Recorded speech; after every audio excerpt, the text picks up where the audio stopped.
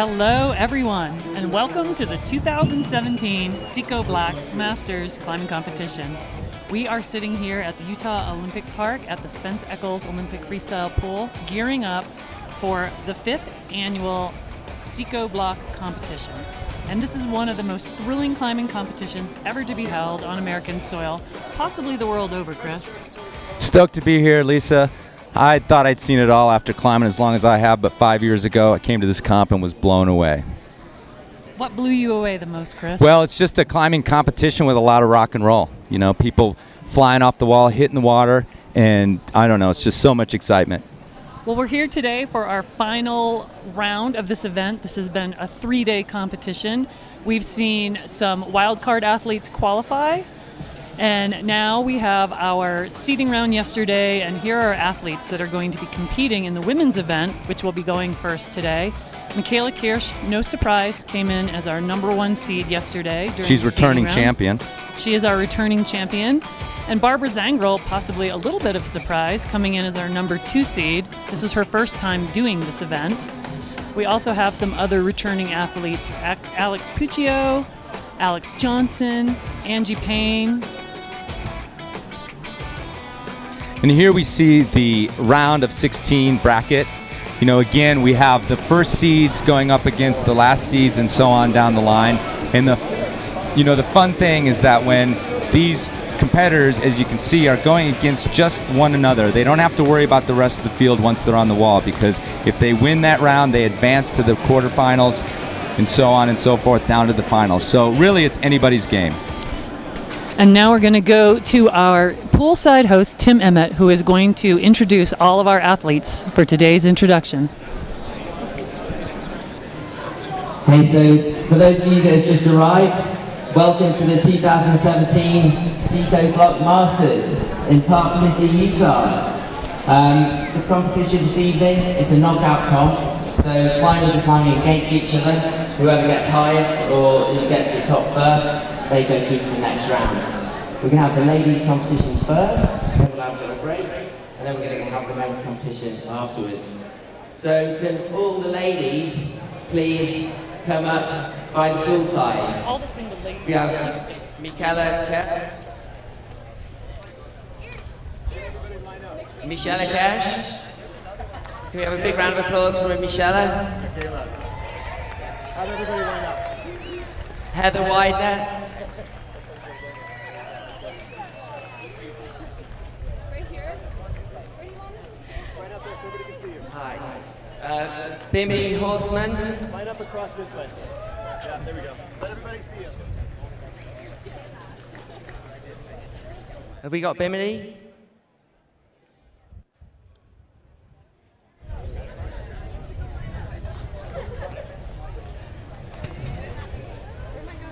And Alison Best.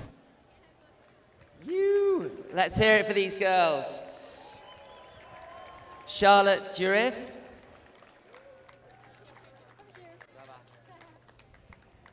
Angie Payne. You.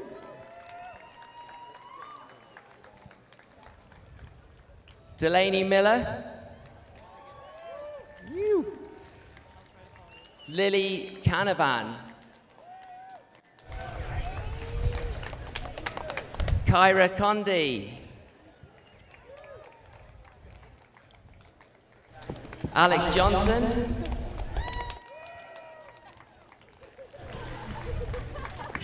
Alex Puccio. Maya Madeira. Torrick Perkins. Nina Williams. And the last two competitors, Barbara Zangrel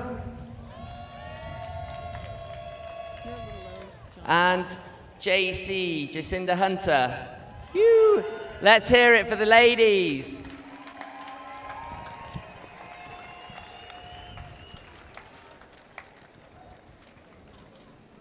So we've got some of the best climbers in the world here.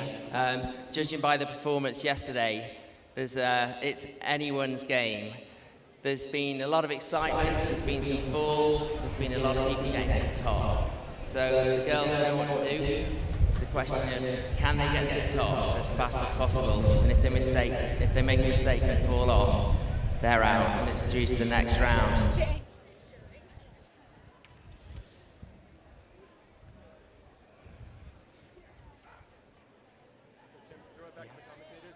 Just say, let these guys take a break.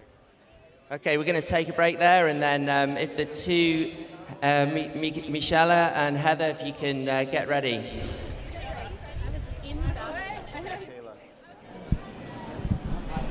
Okay, so we're going to get ready for the first round here of the women's bracket. We've got first seed Michaela Kirsch and 16th seed Heather Widener. This is Heather's first competition. This is her first competition here on the Seco wall, and she is very excited to try to make it to the top today. Michaela made it to the top twice yesterday. She is going to be really familiar with this wall. She looked incredibly comfortable yesterday, climbed the wall with ease and poise, and did not look all that concerned about jumping from 55 feet into the cold water. Well, you know, the other thing is I talked to her before the competition, and she was one of the few competitors that said, hey, I thought it was actually a little easier than I expected. But she said that she had built the competition up so big in her head that it actually worked out well for her, because when she got on the wall, her nerves were high, but she just was surprised that, you know, she ended up on the top twice. She ended up on the top twice, and she looked like she did it with such ease both times. There's no way you can't consider her a favorite as a returning champion. Yeah, returning champion. To stand on the podium at the end of this event.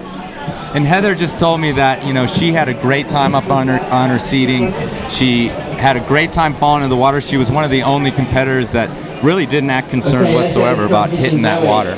Heather has a really great head. Nothing seems to bother her, and she absolutely has the best outfit on at this competition. Yeah, no doubt about it. There's Michaela Kirsch on the podium, getting ready, all smiles. Again, all these competitors just talk about what kind of fun they have at this competition. And there's Heather Widener in her best Wonder Woman attire, and we're going to hope that she gets up the wall like Wonder Woman today. Okay, so yesterday we saw Michaela have no trouble with this wall, but now her nerves are going to be a little bit different, Chris, and she is actually, you know, going to have a different strategy from yesterday. Yesterday was a fact-finding mission, learning all the holds. Today is going to be about getting to the top of the wall fast against your competitor. Because again, during the seed, this was not head-to-head, so this is the first head-to-head competition that these ladies have gotten on. So they got to keep one eye on the person next to them, and obviously keep all the rest of their concentration on the climb. And you absolutely cannot risk a single foot slip, because a single foot slip down low means you are out of this competition. And every single one of these competitors told me that the holds are not very secure, so they just really have to concentrate on that. They also told me that the routes are harder than they expected, except for Michaela. But most of them said that, yeah, we have to climb slow, we have to be methodical, but you know, speed is part of the competition, because whoever gets the highest, fastest wins the competition. And we'd like to welcome the event founder and climber athlete extraordinaire, Chris Sharma, to the booth. Hey guys, super psyched that we're all here for like our 5th annual event. It's great weather, so yeah, great to be here. Yeah, the morning started off a little shaky. We had some rain, but then it's like the skies have cleared. It's a nice, actually cool temp, even though the ladies have to climb in the sun. Tell us about this wall. You're going to be competing on it as well. What are these women running into up there as they're climbing up this thing? Well, I mean, as you were saying, there's the element of speed, but you know, at the same time, we're trying to make this a really authentic event for climbers. You know, and you know, we don't normally try to race each other. You know, it's you know, climbing is typically you against the wall. So I mean, ultimately the idea of this event is to make a great showcase for our sport, and for all of the competitors to have a great time, and just to be like a celebration for like how much fun climbing is. Yeah, it certainly brings a lot of elements of like childish fun into it. Yeah, no doubt. I mean, that's why I love this style of climbing more than any other type of climbing. And I feel like it's great to be in our 5th season with this event, and it's good times. So we just saw Heather Widener make it higher than she made it yesterday, but she did end up in the pool. We've got Michaela Kirsch. Looks like she is going to go to the top of this women's route. She wants as much experience as she can get on these holds so that in subsequent rounds she can really power through this head wall section when the heats start to get a little closer. Yeah, so again, she's going to climb to the top for the experience, even though she's won the round already. She's higher. Heather Widener fell down, and she's just going to get a little experience up there and finish it up. Yeah, one of the things about these routes is those holds are really slopey, and so even though they're big, they're really rounded and kind of slippery. So someone could easily slip off at if they're trying to go too fast. So it could be anybody's day. Yeah, well, and speaking of sort of speed versus like going slow with any type of climbing, whether you're indoors or outdoors, it's always a strategy about how long do I rest? Am I starting to lose power, or I'm getting power back? So, speed is an element in any type of climbing. Hey, Chris, let's go back to you for a minute. This is your 5th time as a competitor in this event. What's it going to take for you today to make it to that final round and be our Psicobloc men's champion? I don't know what it's going to take. Honestly, like for me, it's just great to be here to represent our sport, to be here to, as the founder of this event, to celebrate climbing and share climbing with this amazing community. As part of the organization, also with the outdoor retailer show going on, I'm like running around all day long wearing a bunch of different hats. So my head's kind of all over the place, but and there, on the other hand, there's also some really strong climbers. So I'm just here to have fun, and I want to get to the top of the wall. I'm competing against the route, and if I get to the top, I'll be happy. Well, we know we can never ever count Chris Sharma out of any competition, especially on the format that you are so comfortable with. Chris, are you more nervous as a competitor or as an event organizer? So we've got Bimini Horseman on the left. I'm more nervous as an event organizer because I've competed quite a bit. I'm pretty comfortable, but as running an event is a whole new ball game, and there's so many different factors. We've had years with lots of rain, and that can just be so stressful after so much planning. So it's a relief to have blue skies right now and just see everything coming together nicely. So for me, that's like success right there. Yeah, it is a beautiful day for this competition. And going back to the wall real quick, Bimini Horseman, Allison Vest, both these climbers were really similar seeds yesterday, so that means their performance yesterday was very, very similar, and so we're going to see a pretty tight head-to-head competition here, and it's looking to work out that way because they're just climbing almost in synchronicity. Totally neck and neck here. I'm really impressed with how Bimini climbed in this event yesterday. This was her first time competing in the Psicobloc Masters. She came through in the qualifying round, so this is her 3rd day climbing on this wall. This is going to be a really great matchup. The girls are climbing into what's going to be one of the crux sections for them, and this is where you're really starting to feel it in the forearms, Chris. Yeah, especially for people that aren't used to being this high up off the water. It is a totally different mentality, and it takes a lot of getting used to. So, it's in a lot of ways out of people's comfort zone, and that definitely plays a role. And it could be a tiebreaker in a lot of cases. So, you have people that may be technically better, but a little more timid, and that can be the difference from success and failure. So. And this is looking like it could end up being a tied event, although we do have a little separation coming between our athletes right now. Going to the top, they got to be getting nervous Allison up there. is edging her out. Allison has one hand up. You need 2 to complete the route. Allison gets both hands on top, and she wins this route. A very, very close competition. Chris, these athletes have to get both hands on top in order for this route to be considered topped.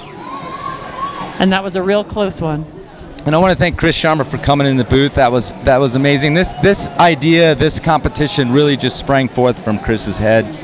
5 years ago, they put together the first one. And again, he just loves this aspect of climbing, this deep water soloing, this Psicobloc, so much that, you know, he just couldn't help but try to share it with all of his friends at first and get everybody in here and then share it with the world. And I know the idea is to bring this to all parts of the globe. Yeah, Chris could absolutely have just sat back on his climbing laurels and enjoyed his personal climbing, but he really wanted to bring his love for the sport and his love for the Psicobloc to the world. A little replay of the top out, just a neck-and-neck race to the top. And here they go from the 55-foot jump into the water. A lot of encouragement from the crowd.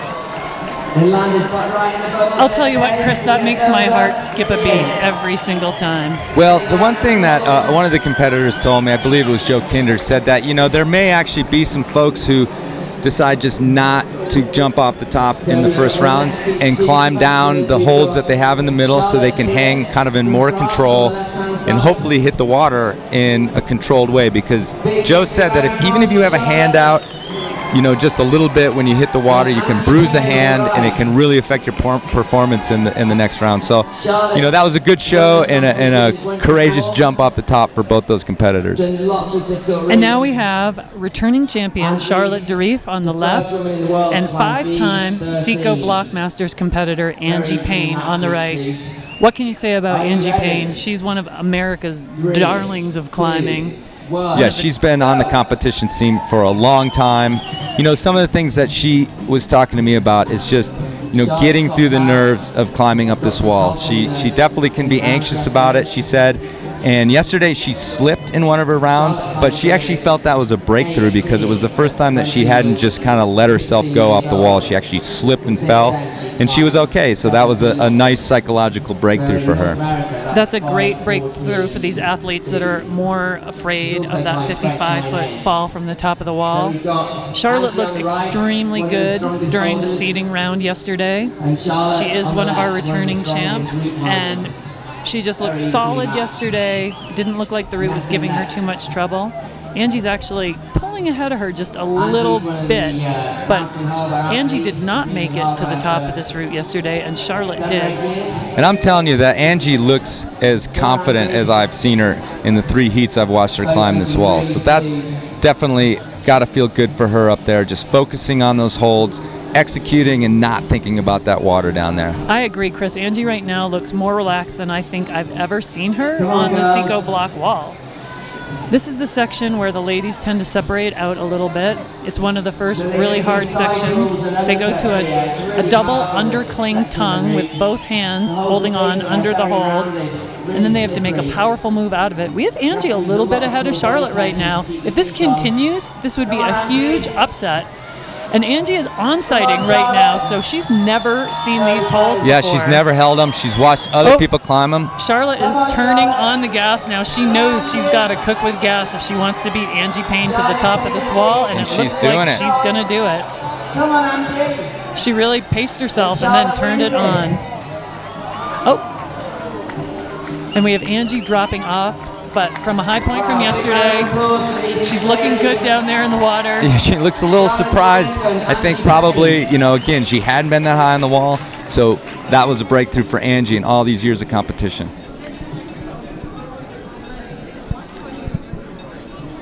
Charlotte's taking off her shoes. She wants to make sure they stay dry for the next round. And then we are going to get the audience giving her the big countdown for this 55-foot drop. The athletes do have the surface tension of the water broken up by bubbles here in this Olympic Training Center, where the ski jumpers launch off these rails and hit the water with skis on. It's going to help a little bit. So we've got a replay of the finish. Angie falling to the water. It's hard not to swing those arms, let me tell you. And here goes Charlotte dropping in, taking her time. Yeah, and the down climb is really so you can get down, make your body go still, and hopefully as they say, pencil into that water. Again, saving yourself for another round. She needs to climb this route 4 times. We've got our next set of ladies coming out in this round of 16. Delaney Miller, who is a two-time second place competitor. You've got to know Delaney really wants this event to go well this year. She wants to get to the top and win. And Lily Canavan, who is also one of our 4 wild cards who came in during the qualifying round. 1, go! So let's talk about Delaney's performance up to this point in the competition. She's been second twice, is that right? She's been second twice in 2013 and 2014.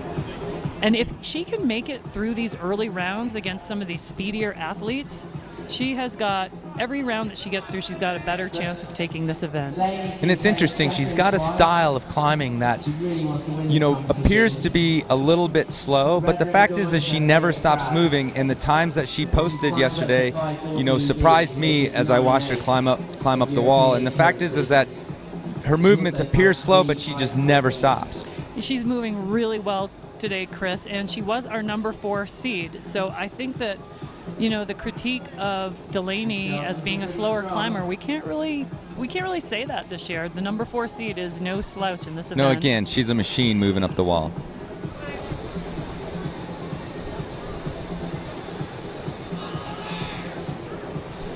Delaney has taken a small hiatus from competition climbing. She's been very successful as a lead climbing competitor, both as a youth and as an adult.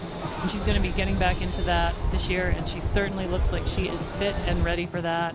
Coming from the tongue move to a right hand pinch. These holds look big from the ground, but I can tell you, Chris, that they are nothing like big. They cover a lot of surface, but your hand does not get a lot of purchase. Lily Canavan is off the wall. Looks like she entered the water okay. It's got her thumbs up coming out of the pool, so that's what we're looking for when they take the plunge. And the machine, Delaney Miller, is looking like she's going to make her 3rd trip to the top of this wall. No problem for Delaney. Both hands up. And she'll be taking her first 55-foot plunge of the day. In the past, Chris, this has not been Delaney's favorite part of the wall, the jumping off part, but she looked a lot more confident with it yesterday. And I'll tell you, watching her in the athlete lounge, sort of the backstage here at the competition, and watching her before the competition, she was watching the wall, looking at the wall. I think she just dropped her chalk bag into the pool. Oops. Well, she can borrow one of mine. Oh, there we go. And chalk bag's wet. I'm sure they've got a backup for her. Hopefully it wasn't her lucky one. I'm sure that all these athletes have multiple pairs of shoes and multiple chalk bags, but you know, we all as climbers have our favorite little good luck chalk bags. So she may be upset that she dropped that one, but I'm sure she's got another one on board, and I'm sure there's plenty of chalk back there. And wisely, again, she climbs down, gets herself still, and pencils into the pool. Well, we're halfway through this round. Let's see her come up. 16, Chris, and so far looking good. We've only had one upset, if you can call it that. Allison Vest climbing a little faster than Bimini Horseman to the top, but so far our top seeds are all advancing. It's the 2 big guns, Kyra Condie and Alex Johnson. So a lot of times those splashes when the climbers hit the water will end up throwing some water up on the wall on those first holds, and so we've got these folks coming out to try to dry the holds a little bit just to make both sides equal and fair. As the climbers first start up the wall, they definitely don't want to get their hands wet for the rest of the climb. Okay, so on the left-hand side, I'm really excited about this heat, Chris, because 2 of my favorite athletes are in this heat. Kyra Condie, she is a 21-year-old athlete from Minnesota, and she is a firecracker. She climbs like she's been lit on fire. And on the right side, we have 5-time Psicobloc Masters competitor, Alex Johnson. And Alex, longtime competitor, she's got a laundry list of achievements, but she is definitely one of the athletes who is a little intimidated about falling from 55 feet. And this should be a fun one because we've got 2 different body types here. Alex, pretty tall. Kyra, you know, a little bit smaller, but and also a style of climbing that's just quick, fast, snappy, making the moves. You can watch her head move back and forth, looking at the holds, quickly.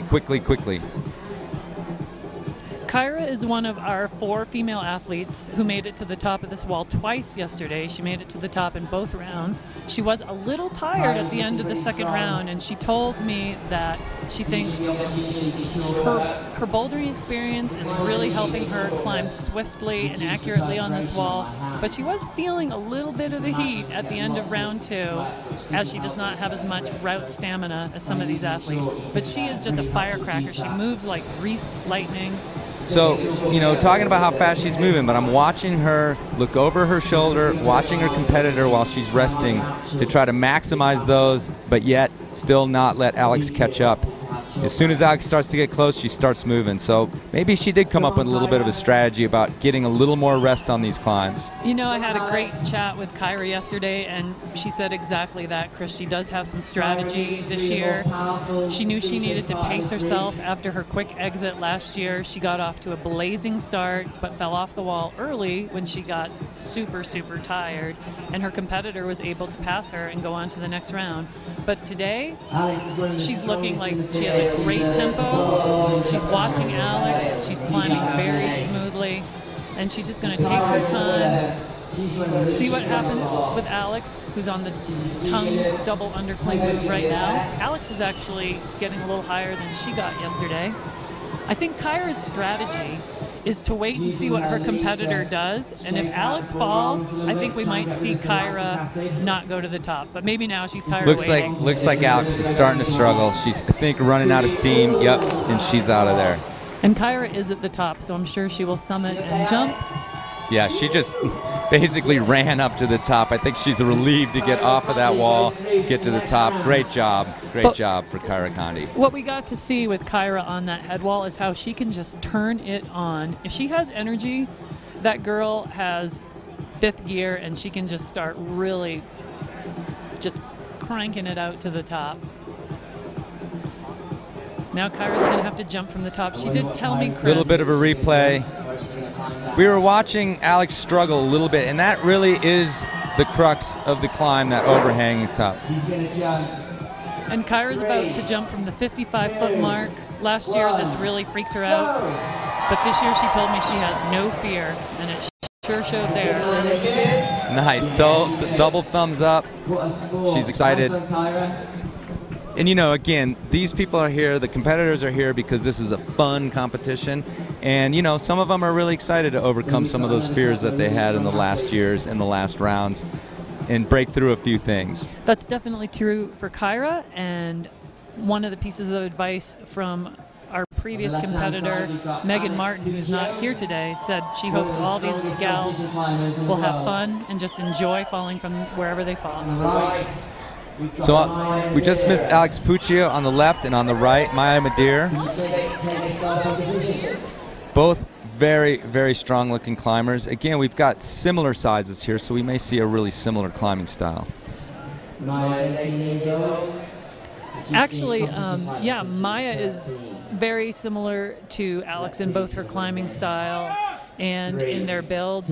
Alex Puccio is one of the most decorated athletes in the sport of climbing, male or female. We don't have time during her climb on this wall. Ooh, a little foot slip from Alex Puccio there. That's got to get the heart rate up a little bit. She topped this wall twice yesterday, and she's got every ability to top it again twice today, 4 times today, to win this competition. So we've got a little information coming in. Delaney Miller has the fastest time to the top at 1:48.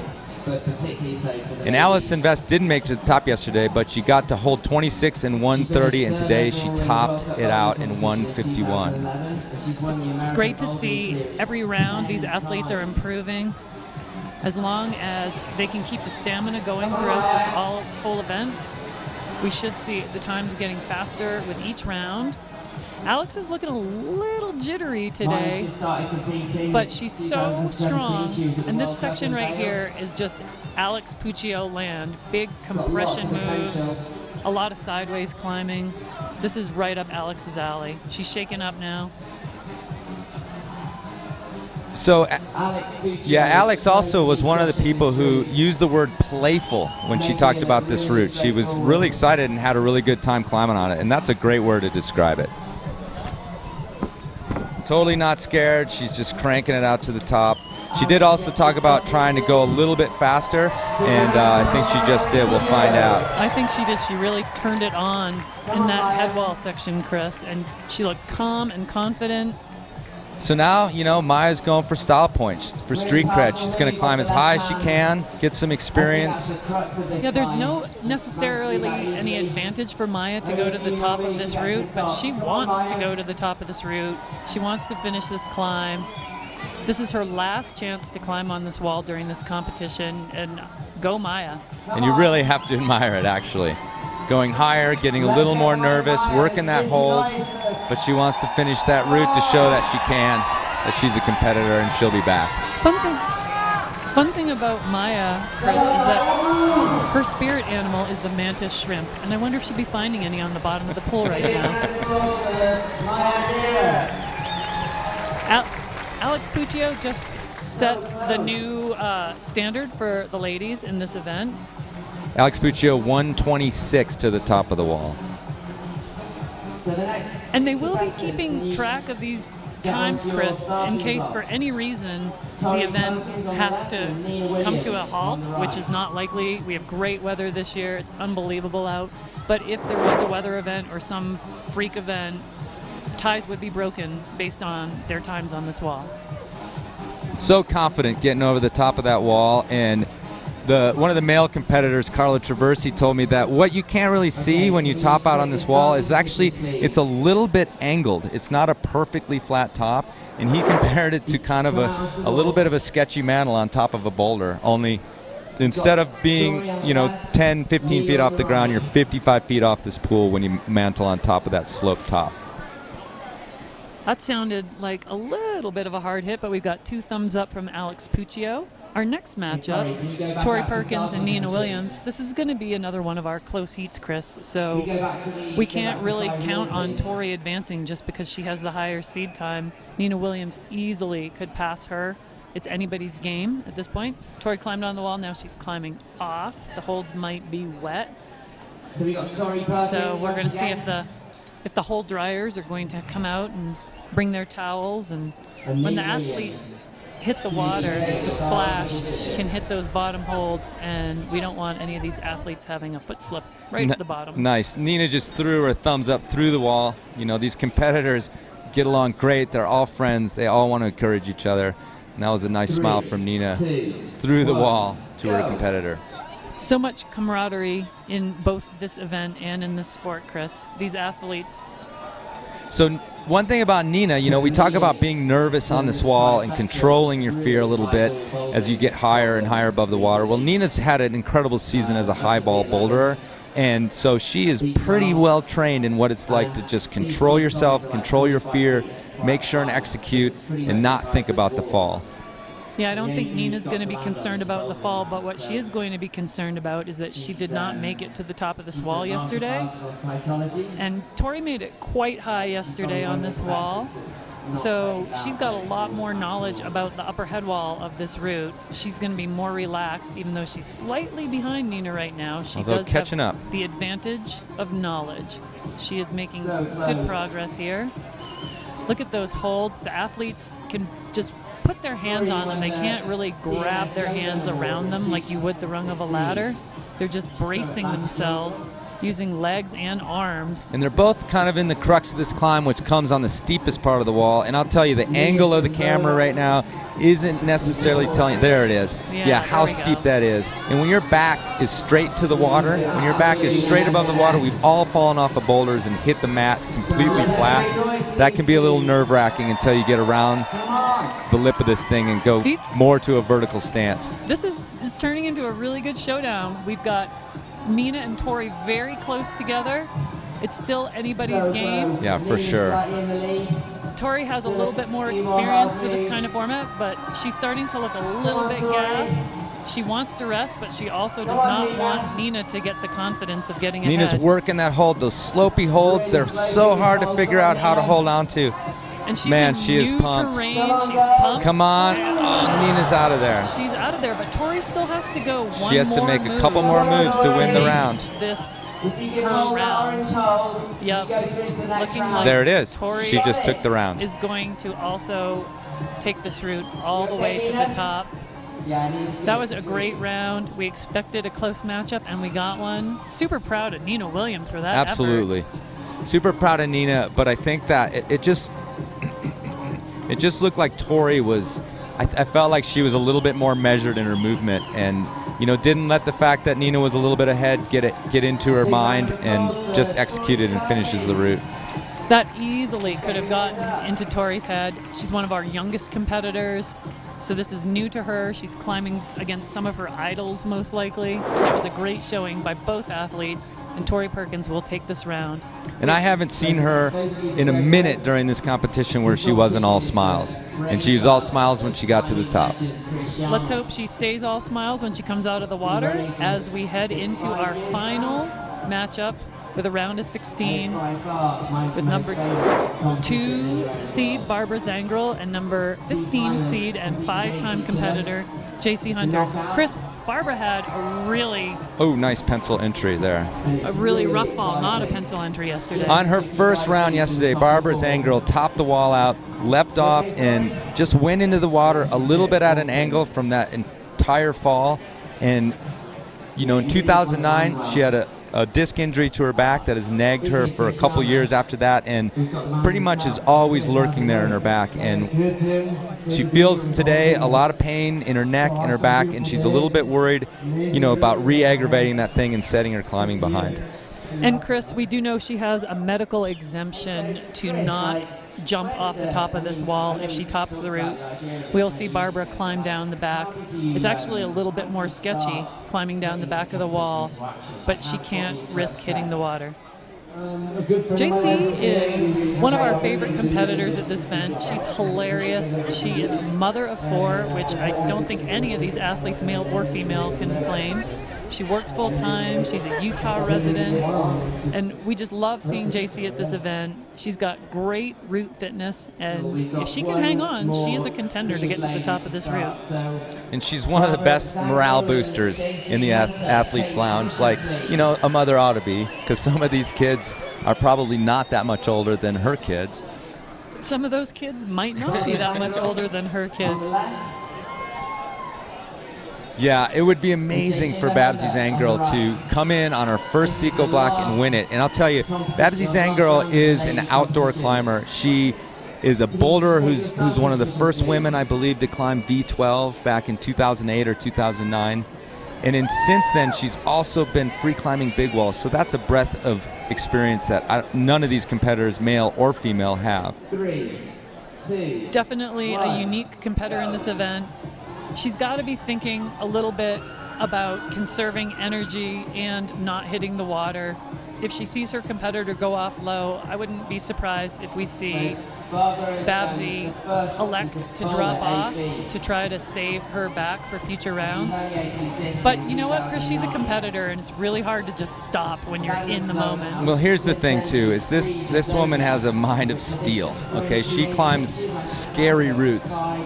She just came back from a trip to Wales, climbing on some of the notoriously most scary climbing in the world in Wales. And I think that, whatever we're thinking about her mind and whether she's worried about falling off this route, I don't know. I think she can just shut it off. I'll tell you what, Chris, if she has any jitters from yesterday's fall, she's not showing it right now. She looks very relaxed. Her arms are straight. Her body language is showing confidence. And JC on the right wall is also looking super smooth. She's not known as a speed demon, but JC can hold on forever. And she's looking really strong right now and really relaxed. JC came into this event in the 15th slot, and we have Barbara in the 2nd slot. I think if I'm Barbara, I'm not worrying too much about going super fast right now. I'm just thinking about executing this route in good style. Her time won't matter. She is going to compete against Tori Perkins in the next round. We already know this, if she makes it to the top. Come on, let's hear it for JC. Come on. Okay, Barbara's taking it easy. She knows she's way in the lead, measuring that hold, making sure she hits it, stays on it. But she still has JC coming up behind her. JC is resting, really working these Babsy just looked down to check out where JC was to make sure she has time to take this move seriously to get to the top. Yeah, she's good. At this point, since JC's out of there, it doesn't matter to Barbara Zangirl how fast she went up this wall. She's just happy to be on top and moving on to the next round. JC took a pretty nasty fall. She looks a little concerned. That looks like a look of pain to me, Chris. Yeah, I'm not sure what she's going to do. We'll wait and see whether she's going to down climb and drop, jump off the top. I honestly hope she elects to walk down the back because I'd hate to see her injure herself. She just cricked her neck, telling us that there's still some pain in there. She threw the chalk bag, though. She's considering it. I am holding my breath waiting for this decision. She looks concerned, but you know what? I tell you, Babsy. Tough as nails doesn't even come close to describing. Yeah, oh, there she goes. She looks like she's going to down climb. She's still only human. Right. I would hate to see her not be able to compete in subsequent rounds if she hits the water in a bad way. We're all holding our breath. It's so quiet in here. Okay, replay Jacinda trying to get into that great big undercling. You got to get both hands up in there, and yep. Once her foot came off and she started to rotate, she was out of there. She was out of there. But we had a good landing in the water from Barbara Zangirl. Confidently topping out on that thing. Probably made her feel better hitting the water just once to get it out of the way. And Chris, that wraps up our first round of 16, and pretty much all the top seeds went through to the quarterfinal round. Okay, so they've got the quarterfinals up, moving closer and closer to victory. Not a lot of surprises in this thing. We had a small upset where there was, I believe, an 8th seed against a 9th seed, so not really anything unexpected so far, but again, anything can happen in this as this next quarterfinal starts up and we get closer and closer to the end. Also, you know, the competitors get a little bit more tired. Yeah, and I'm looking at this bracket that we're going to see in the next round, Chris, and the athletes are going to match up really well style-wise, so I think we're going to see a lot of really close matches in that quarterfinal round. Particularly, I think Kyra Condi and Alex Puccio, that's going to be an exciting matchup. Both those athletes can climb fast when they want to. They're going to be neck and neck, I think, the whole way up that wall. So basically, though, you know, this is a red point competition. Most of the climbers have climbed most of the wall. Not everybody's topped out at this point, but, you know, now it becomes whether they've learned the route and whether they can execute the knowledge that they've gained when they're up there. So they've got to hit each hold where they want it, not readjust over and over, make sure they've got the tension that they need, and keep an eye on that competitor that's next to them, because I think these rounds are going to start to get closer and closer, and climbing wisely, but, you know, not just dawdling up the wall is going to be more and more important. No, and you're definitely not going to see as much gamesmanship of looking under your arm at what your competitor's doing. They won't be able to rest as long because they're going to be pushing each other up this wall. I anticipate really fast heats in this next round. Alex Puccio with the fastest time of the last round, Chris? At 1:26. You know that you need to get the right nutrients to be able to climb it. Yeah, I think that means that Alex Puccio is probably the one to beat, because again, that time in and of itself really doesn't mean anything to these next rounds, but what it shows is that she's up there executing, climbing quickly, climbing confidently, and, you know, that's going to be the thing to beat up there with Alex Puccio. Well, I'll tell you what, Chris, if there's any athlete who can push Alex Puccio, it's going to be Kyra Condi, because she can climb fast. We've got Alex Puccio here. She's climbing through the upper section of the wall, looking very calm, very in control. You can tell that these moves are not really causing her any fuss. And even though she's known primarily as a boulder, Alex Puccio has done quite well in route climbing competitions. She's getting ready for the next round. She looks calm. She looks relaxed. Some of these gals look a little bit cold. I can only imagine how cold they are back there. No sun. A little heating pit over there that we'll see the athletes hovering around, and they'll be in the hot tub trying to stay warm. Looked like Alex was taping up her wrist. Yep, she's taping up her wrist. I don't know if that has something to do with something she did before the competition or if something she felt on the wall. But yep, she looks like she's feeling a little pain in there and trying to straighten it out for this next round. Well, Chris, the routes that we have today are what we climbers call compression routes. You're reaching side to side a lot as opposed to straight up and down as if you were climbing a ladder. And that can put a lot of torque on your wrists. And I wouldn't be surprised if her third time up this wall, she got a little strain in her wrist. Another difference between the round of 16 and the quarterfinals is that the sun aspect is changing. You know, they had to climb the wall in full sun on the first round, which means it was probably a little bit warm. Normally when climbers climb their hardest routes, they try to do it in the shade, not to get heated up, not to get those holds slick. But now we've got a half and half. And the interesting thing is if you've seen holds in the sun, once they go into the shade, the aspect of them changes quite a bit. And so the climbing is going to feel a little bit different. And I don't know, it may throw some of these competitors off, but I don't know. These women have such a strong mental game that, I don't know, I really feel like most of them will just climb through it and not even notice. Punters like me, we notice those sorts of things. I think visually, when you're climbing on this bright white wall with the sun shining on it, it's really hard to look up and sight the next holds and find that exact perfect spot you want to grab. So that will definitely help them. And as they're inevitably getting more fatigued as these rounds go on, they are going to want to have perfect accuracy. They don't want to have to adjust on any hold. They don't want to lose time adjusting on holds. They want to grab it and go. And these close.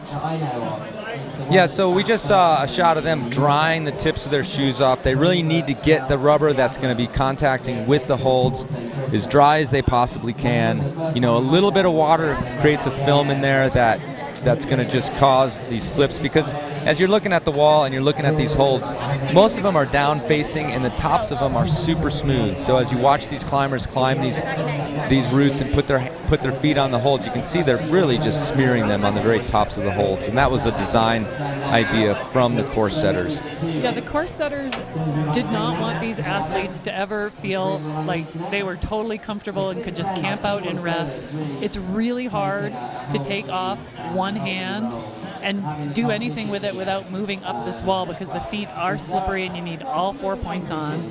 And Alex is back in the athlete lounge doing the rehearsal. She's doing the visualization, trying to remember her beta. You know, she's only been able to climb on this route 3 times, and so I'm sure she doesn't have it completely dialed, but that's what she's doing with her mind, getting warmed up.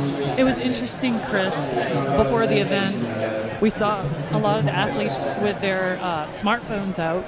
They had made maps of these routes, and they recorded their beta, which is basically climber speak for the progression of moves they're going to do on the wall. And they were all sitting there doing the moves, solidifying them in their head, running through the route, figuring out how they're going to maximize efficiency. Okay, a little bit of break for the climbers. We've had a little bit of break back there where they could collect themselves. Again, Alex doing her visualization, and we're going to get started here in just a few minutes. There's a shot of the crowd. And one of the reasons we have that break after the round of 16, Chris, is so that the athletes in the final heats can get an equivalent amount of rest that the athletes who are in the early heats got, because we don't want to see anyone go out early just because they had a really short turnaround time in between routes. Yeah, so it's a little bit of like CrossFit. So like I pre-focus and I tip it. Yeah. One of these climbers is going to win $5,000. I think it's the... So these athletes don't have a lot of recovery time in general in between the rounds, but when things start to go really fast, that's going to become more and more of a factor. If you are climbing in the final heat of this round of 8, this quarterfinal round, you're not going to have very much time before the semifinal round. So fitness and all-day stamina is going to be a factor, and that's where I give an athlete like Barbara Zangrel, if she makes it through this round, she's going to be one of those athletes who her general climbing experience is going to benefit her in these subsequent rounds. Yeah, certainly. Spending days and days on a big wall, climbing hard day after day is, a way to get fitness. She is no stranger to quick turnaround times on hard routes. We've got Michaela Kirsch, our returning champion, coming out on the left side of the wall. She's getting her shoes on now. Michaela from Chicago, Illinois, is a full-time student. She's in her senior year at DePaul. And on the right, we have Allison Best, who is one of our foreign competitors. She's from Canmore, Alberta, and she is currently ranked number 2 for Canadian women for bouldering. Both of them getting ready, getting their gear together. And Michaela Kirsch, again, she just sent this route last round handily. Didn't seem to give her too much trouble. Once again, she told me it was not as hard as she had thought it would be. So once again, we're going to have the head-to-head competition now, though. So it's a whole different ball game as these climbers become closer and closer in ability, and we're going to see some head-to-head races here. And it's funny, too, because she didn't think the route was that hard, but I sure thought that route was hard. I'll tell you what, for us advanced recreational climbers, that route is hard. Allison today is hoping for minimal tears and maximum airtime on this route. She wants to get to the top. Canada's top competition climbers. So what a lot of people don't know is that climbing is going to be a demonstration sport in the 2020 Olympics, exhibition sport. And, what's happened with the format for the 2020 Olympics is it's going to be an all-around format requiring you to be fast speed climbing. It's going to require hard route climbing. So this actually is pretty good training for that, because it does mix a little bit of that strategy of how to save time, but also need stamina to get up these routes. And these women are climbing neck and neck, almost completely synchronized. They are almost completely synchronized. Michaela's confidence on this wall has got to give her a little bit of an advantage. She is moving so quickly. She's no stranger to 514 climbing, and she's even done a couple 514s in a day before. And they're matched on the stalactites now, Chris. Michaela's creeping ahead a little. Moving into the crux, creeping ahead a little, but one little screw up and you're out of there, or it slows you down enough for the next competitor to catch up. It's a fine line between going too fast and going too slow as we approach this final exciting. head wall. So exciting. Michaela's pulling ahead. I think, again, just executing slightly more quickly, slightly more confidently. But Allison is right on her heels, Chris, and if she makes one slip, Allison could make up that difference. Michaela really surging ahead right now. She is going to get 2 hands on top of this wall. And finish up. Did you see her get that final hold? She didn't want to make any mistakes. No, she cranked right up on it. So now Allison is doing this one for pride, and she's out of there. She's doing it for all of Canada. That was a great round by Allison. I think she really pushed Michaela at the bottom of this route.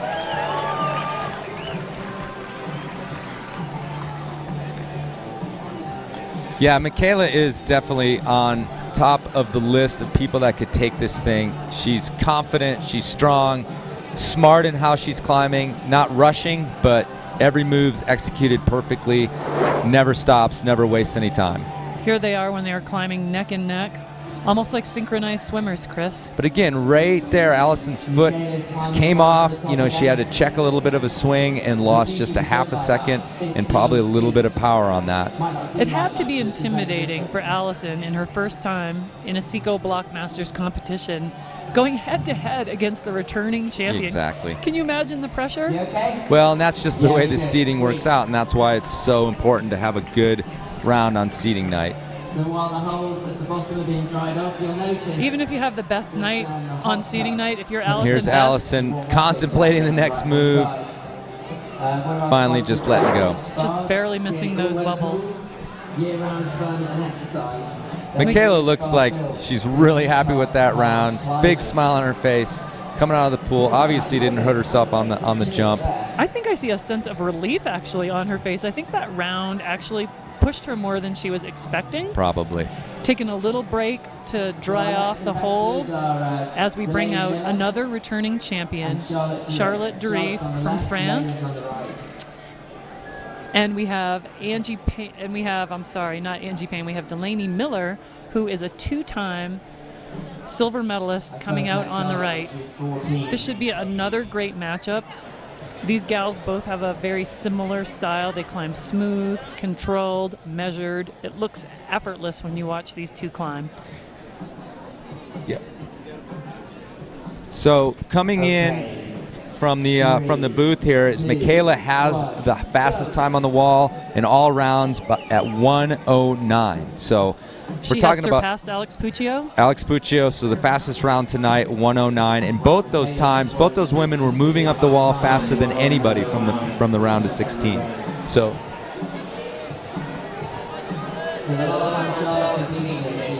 Yeah, so we've got this this time factor simply because most of these women this time around are getting close to or topping out this wall. So the time is becoming one of the biggest factors, how quickly they can move up the wall, but not so fast as that they blow a move and come swinging off of there. Yeah, we knew these rounds were just going to start to get faster and faster as the athletes get more and more familiar with the wall. This is their 4th time up this wall. Charlotte is looking calm and in control, but Delaney is making great. She just made about a body length advance. And we do have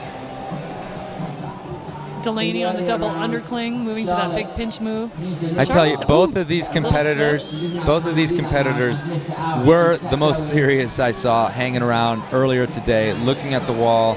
And we're coming to a photo finish here. Oh, Delaney's a little bit behind. Yeah, looks like Charlotte's going to take it. Great speed on that head wall. We've seen the women who can really turn on the gas, do super well on the head wall, and distance themselves from their competitors. But that was a great round by Delaney, our number 4 seed coming into this event. What a great round that was. A little show of emotion there from Charlotte Durif on top.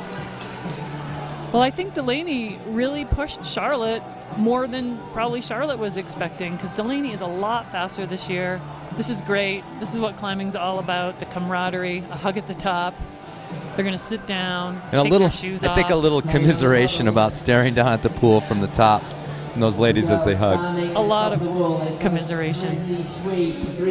Yeah, I think that, you know, Delaney is definitely one of the people coming to this competition, you know, has taken a couple second-place rounds in years past. I'm sure she's a little disappointed in not topping out before Charlotte. But, you know, once you get on top, I imagine you're happy to be up there. You did your best. You made a great round. You had a good competitor, and you got to admire each other when you're both standing on top of that amazing wall. Absolutely, Chris. These gals have a lot of love and respect for each other. They know how hard it is. They share in the joy and the pain of topping this wall. Some of the pain is literal pain.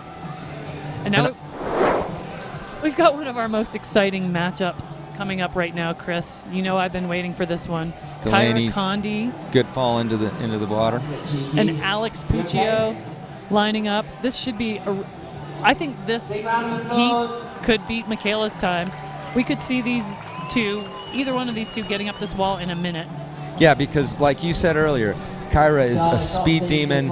We've got Alex Puccio that came out of the first round of 16 with the fastest time. So this should be a lightning round, and again, it's still about composure, about keeping your beta in your head, grabbing the hold the right way you want them, because if a foot slips and you start to swing, it's really hard in that steepest part of the section to check a swing, and even if you manage to stay on, you lose time, you lose energy, and it may let your competitor to get that edge on you. And if you're Kyra Condi, Chris, there is no way you're not looking to your right and thinking, Alex Puccio has a list of accomplishments that is easily as tall as the Psicobloc Masters wall. I mean, 10-time national champion for bouldering. She's had, I think, 13 World Cup medals, 1 gold, a couple silvers, 8 bronzes. Second fastest time on the wall today. And Kyra, who's just a firecracker, getting on this wall. I think she's going to really push Alex. Yeah, I think so. That's probably what they're both thinking, is just, this is probably, in their minds too, one of the matchups of the night. Alex Puccio is chalked up to her elbows as if she's going to go climb trench warfare. And again, we saw her earlier in the athlete lounge putting a little tape on her wrists, feeling some sort of pain in there. Maybe from those big wraparound jugs where you throw your whole hand and even a little bit of your arm on there. She's thinking about that with that chalk as well.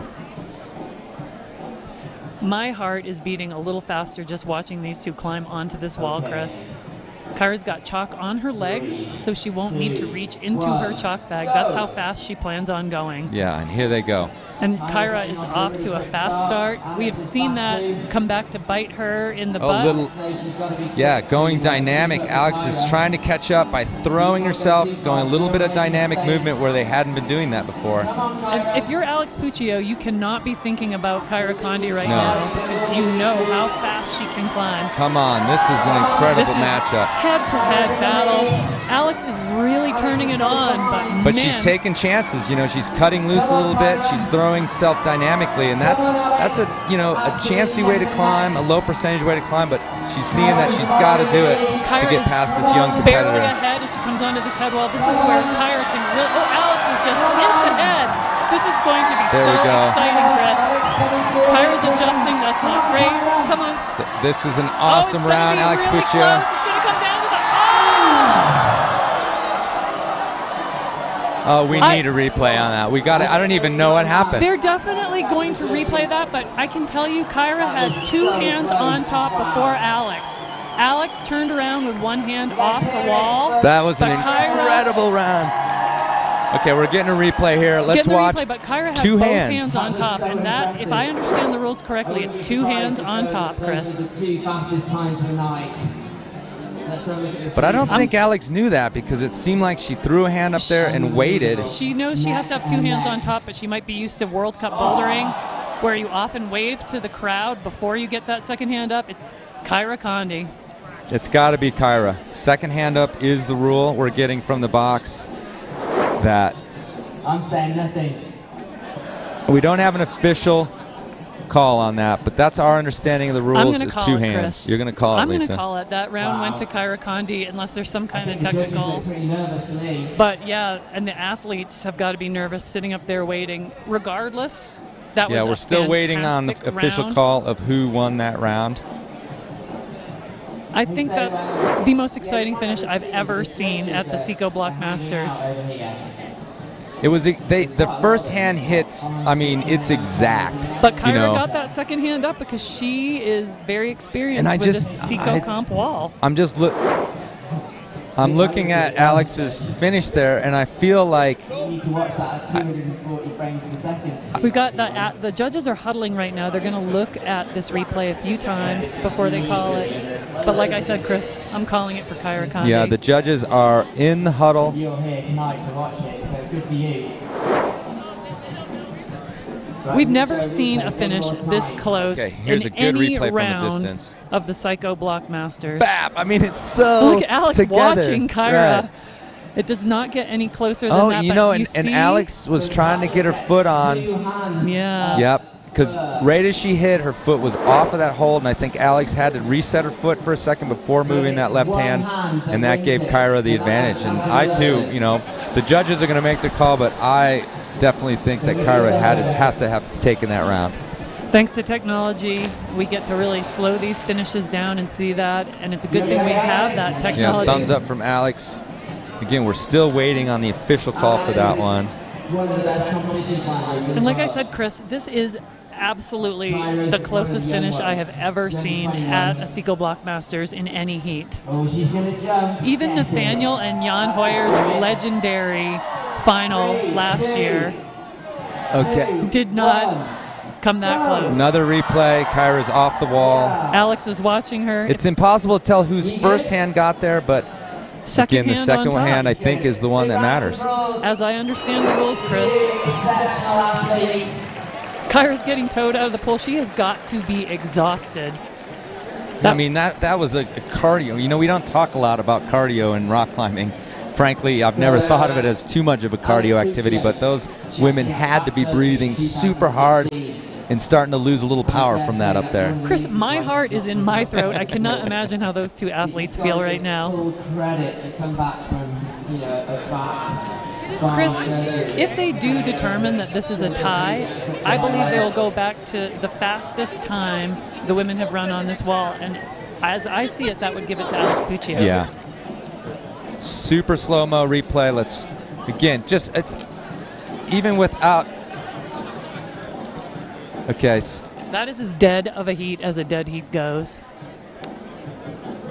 I mean, it's incredible. Like, even with the replays over and over again, I really think that. Man, that looks like Kyra was on top first. That is incredible. This is what we want at these competitions. I mean, I'm just laughing watching that replay because it's nearly impossible to tell. So hopefully there's not too many judges in the pot because, man, I tell you, it's going to be a hard call. If you're Kyra Condry right now, your heart has just got to be beating out of your chest. You might be advancing to the semifinal round of this event. That was a lightning fast round. Alex has got game face on. She's smiling. She has a great time at this event. I'm sitting here with Alex Johnson, has just joined us in the booth. And she's finishing a little bit of pizza. We got to get in nice and snug. And Alex, what did you think about that heat? That was sick. That's why people come to this event, is to see this head-to-head, neck and neck, so close. Like, they had to slow it down and replay it 4 times to see who won. And this is why people are here. Alex, have you ever, in your experience as a 5-time returning competitor, seen anything like how close this event was? Maybe not this close, but really often with these events, especially with the boys, we need to slow it down. And this is what this event is about. Like, they make the routes identical, left side, right side, and they go head-to-head, and this is what makes it exciting. And that was as exciting as it could possibly get. I gotta say, from our training in track and field, that look to the left that Alex Puccio did at the top of the wall could be the difference between her winning that heat and her not winning that heat. Because as we know, eyes on the prize at all times. When it comes to either leaning across the finish line or looking to see if you're winning across the finish line, you gotta lean.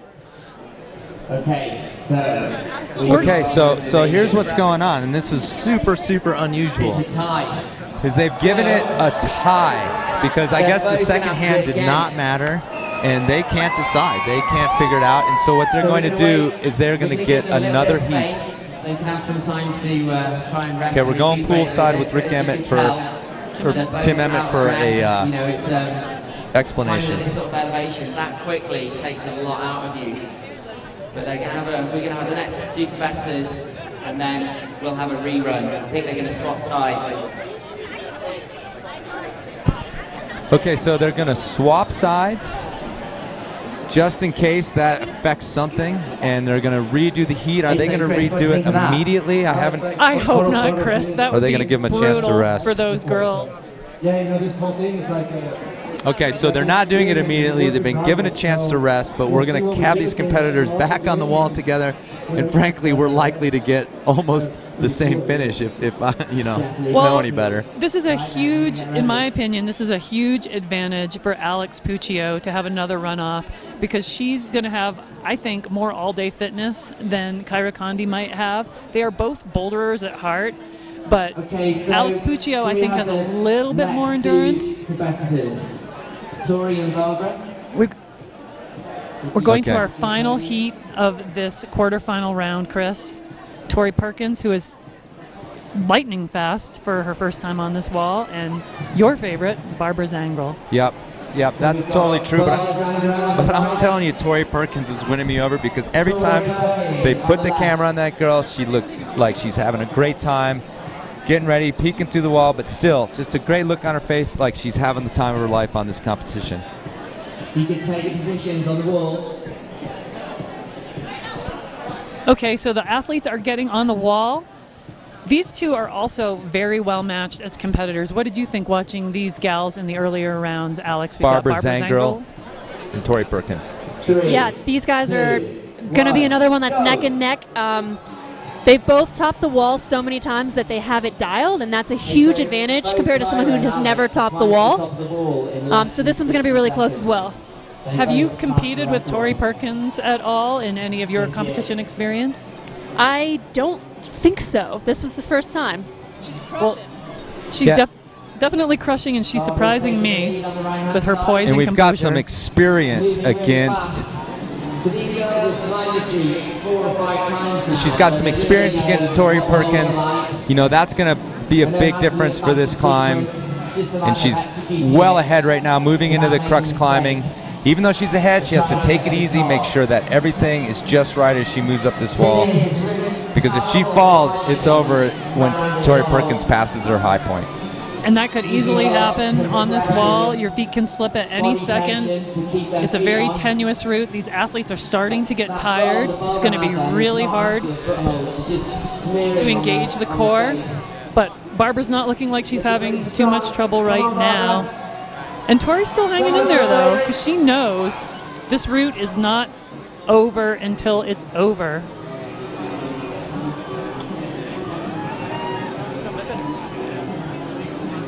Okay, we've got Barbara Zangrel. She's making her 4th trip to the top of this wall.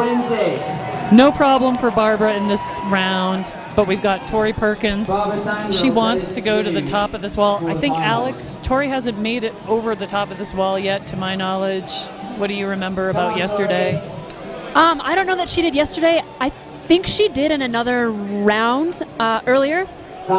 She's going to definitely the thing about this top route, out the wall this after time. being on it, is it's really burly. It's really bicep-y. There's a lot of underclings and a lot of it's not a route climber's route. It's a powerful route, and I feel like maybe that's what's slowing the route climbers down a little bit. Is you have to really pop for moves and really use your biceps and like kind of fight on those underclings.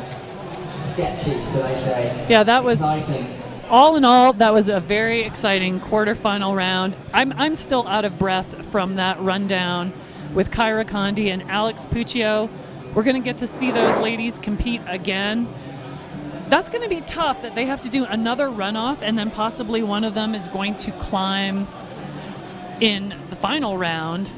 Yeah, because this is, I mean, it just means they're going to have one extra heat, a little bit more tired. So, again, and Alex Puccio, you know, has this experience to go through these competitions, to make it to the end, and, you know, but we've got the power of youth, you know, that, so it's a really classic matchup. I'm just so excited to see it again, and again, I think we're just going to have a really similar finish. And I can tell you, Chris, that Kyra Condi wants to win this competition. My conversation with her, there is no doubt. She came back after last year. She is here to win. We have never seen anything like this happen in the Psicobloc Masters competition before. There has never been a runoff. There's never been a heat that close. I guess I'm eating my words. I thought I understood that Kyra got her hand up first and both hands were on top, but the judges are calling it a tie. And Alex, is this the first tie you've ever seen in this event? Yes. Is it even the most remotely close thing you've seen to a tie in this event? Yeah, I mean, last year the guys were getting really, really close. It was neck and neck, and I don't think they've ever ruled anything a tie before. So this, I'm surprised after seeing it slow down. I'm surprised they're ruling it a tie. I don't know what, but they're making them climb again, which sucks. Especially if one of them ends up in finals, then they'll have another route under their belt. Okay, another replay of that finish. Yeah, here we are at the photo finish again. Both athletes looking at each other. It's really hard to call. We've got a great angle here, and the angle that I'm seeing looks like Kyra edged out Alex Puccio by a fraction of a breath. It's still so hard to tell, right, when they snap at the end. Well, I mean, Chris, the only frame that when they did the slow motion replay where they really slowed it down and then backed it up and then went forward again, it looked like we might be getting that here. It looked to me like Kyra had just the slightest quicker hit of the top. Couldn't see there, but maybe they'll back it down for us again and go really slow-mo to the top. well, either way, we've got a couple minutes. They're going to give these women a bit of a rest and get them back up on that wall, so we may get to see another exciting finish. Okay, it looks like they're getting ready. There cannot be enough rest to do this. We could see either athlete not make it to the top this time, not even make it to the head wall. They have got to be exhausted. Here's a slow motion replay. I hope they really slow it down for us here so we can see that. Okay, we got it nice and slow.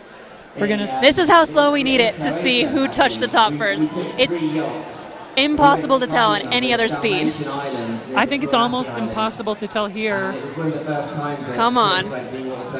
Here we go. It does look like Kyra when it's like frame by frame, and it looks like Kyra gets a palm on it, and you see Puccio's fingers going right over the top.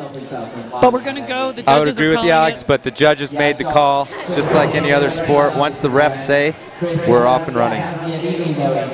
And Alex Puccio getting her game face back on backstage, sitting next to Michaela Kirsch. You got to think, if you're Michaela Kirsch, you're thinking it's going to make your next round, if you make it through to the finals and you're competing against either of these two athletes, it's going to make your job a little bit easier because you're getting a lot more rest. And one less round that Michaela Kirsch will be climbing. Yeah, but isn't this the game? I mean, we demand composure from these athletes to finish this thing all the way to the top of that wall. Every time that nerves creeping up on you as you get higher, wondering about hitting that water.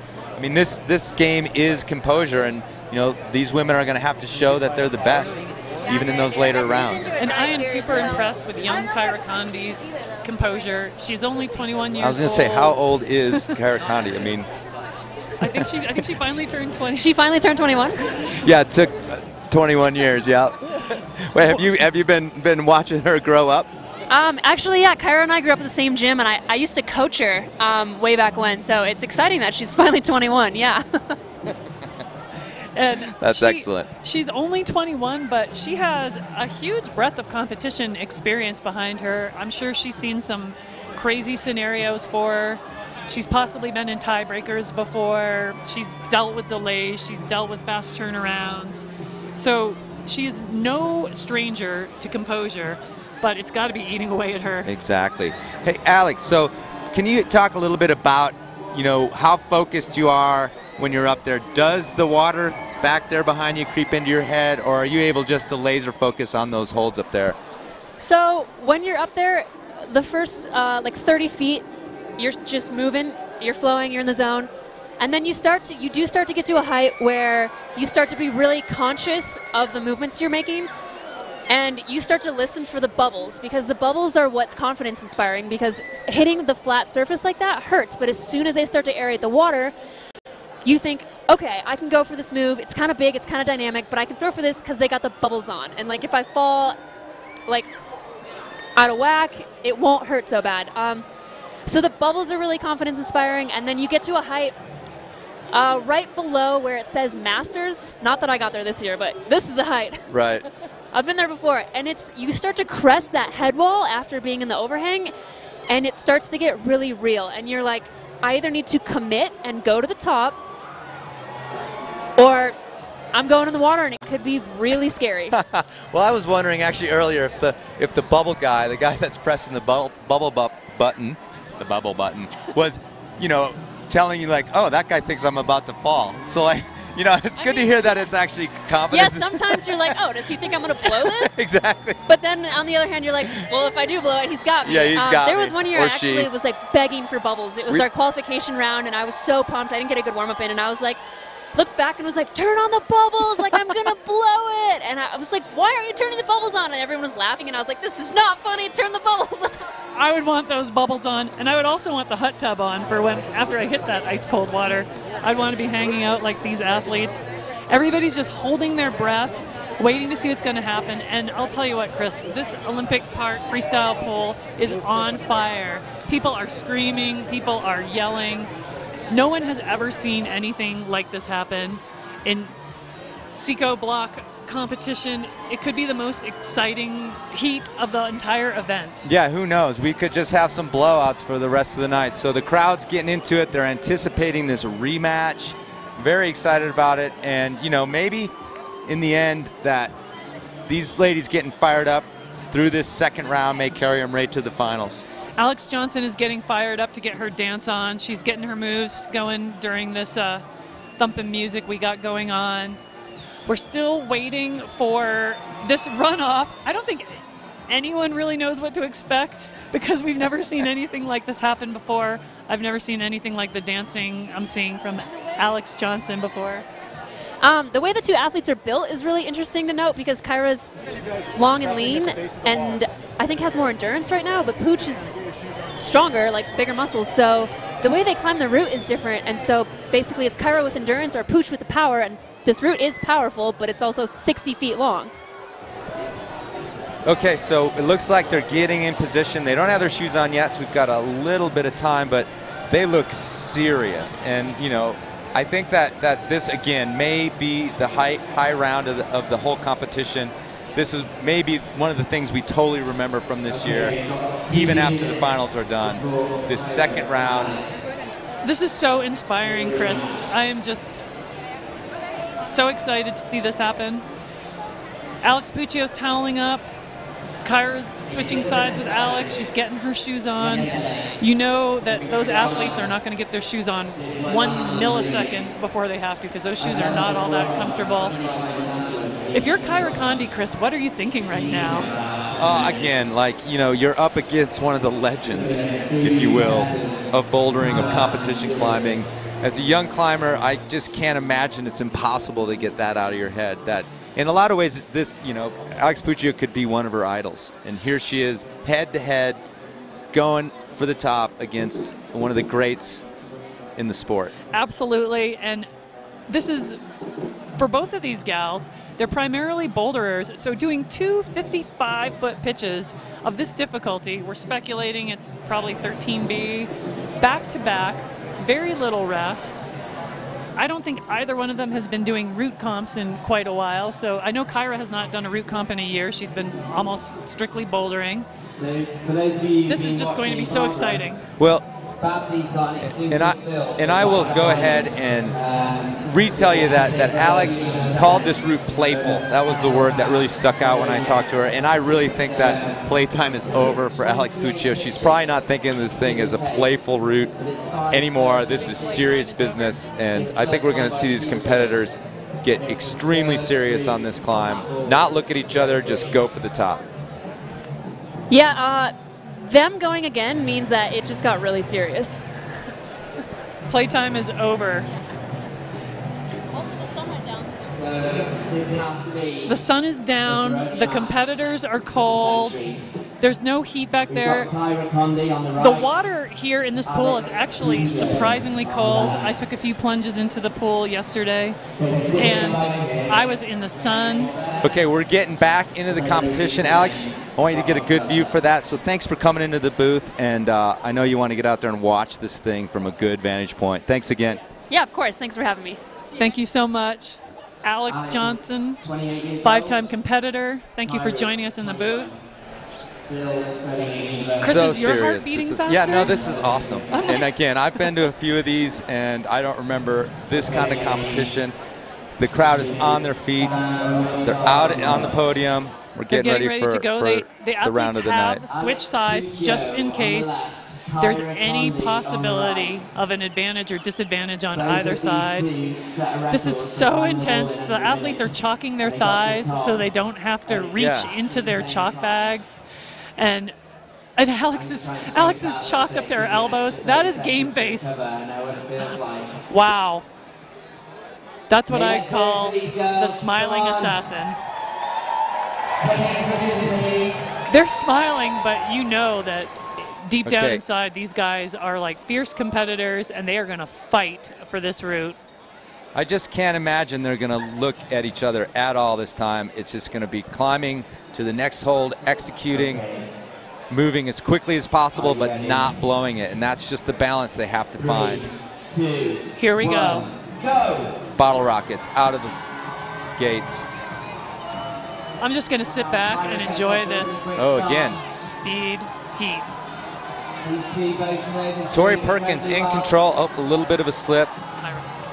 Alex Alex not far behind, but Kyra's really pushing Kyra it. is really turning it on. No surprise there.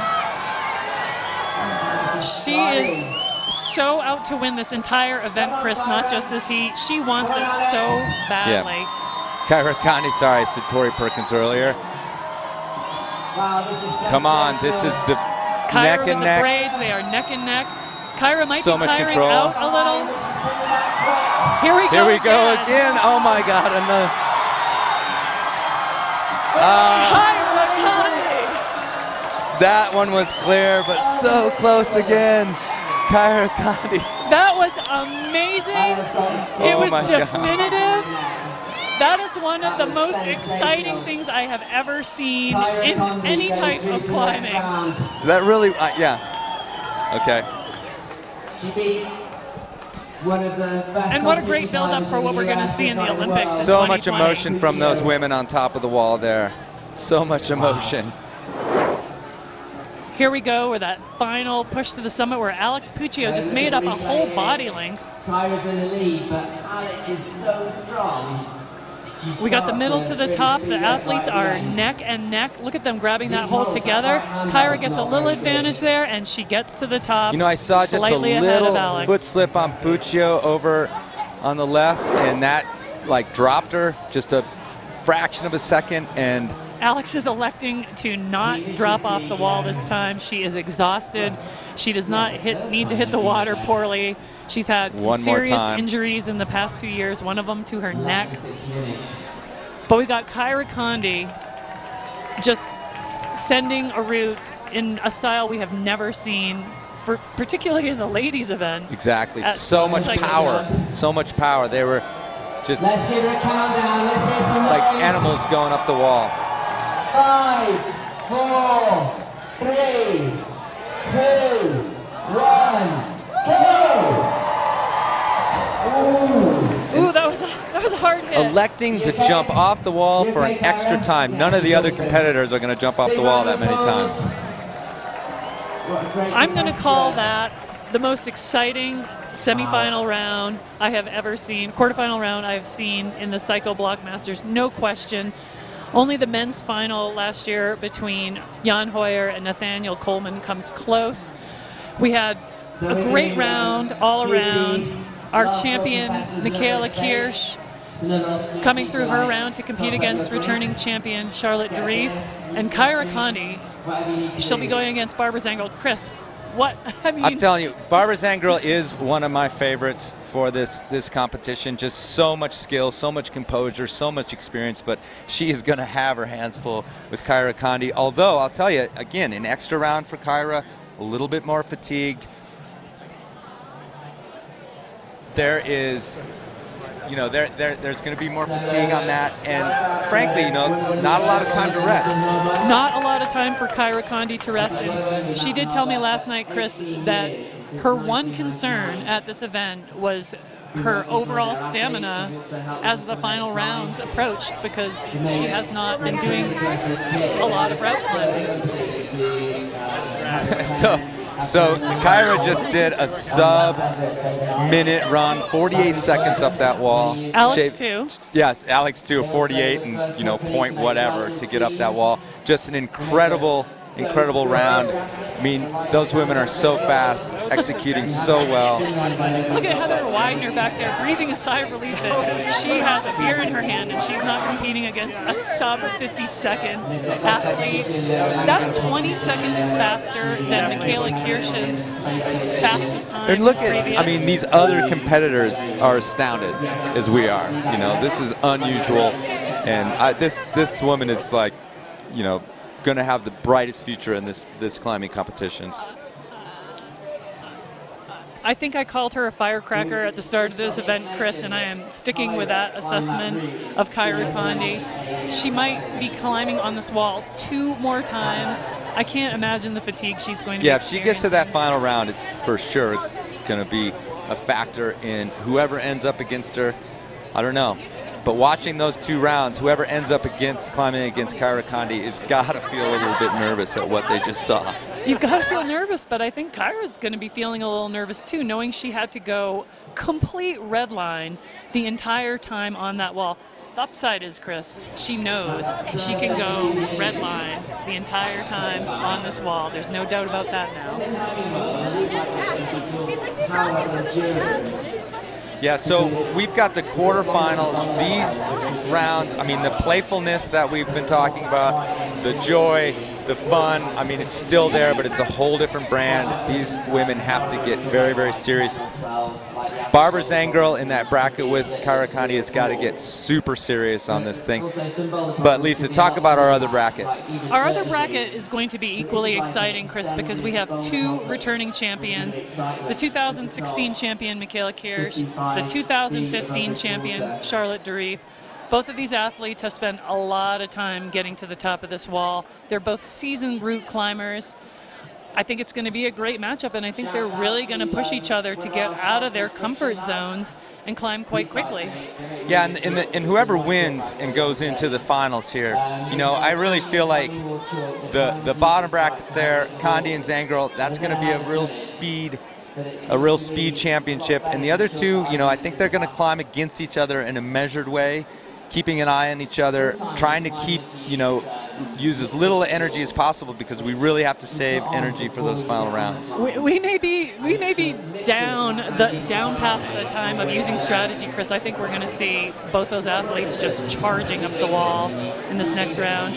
We got Kyra and Alex backstage talking to each other. They're still going through the beta. You know, frankly, it looks to me that Alex Puccio now is in Kyra Condi's corner. She is. I want to say that she is saying, look, Absolutely. Here's what you have to do. I want you to win. This is what we learned. Absolutely. And when you get to the top, be careful, look for these moves, and you've got it. So that's an awesome show right there.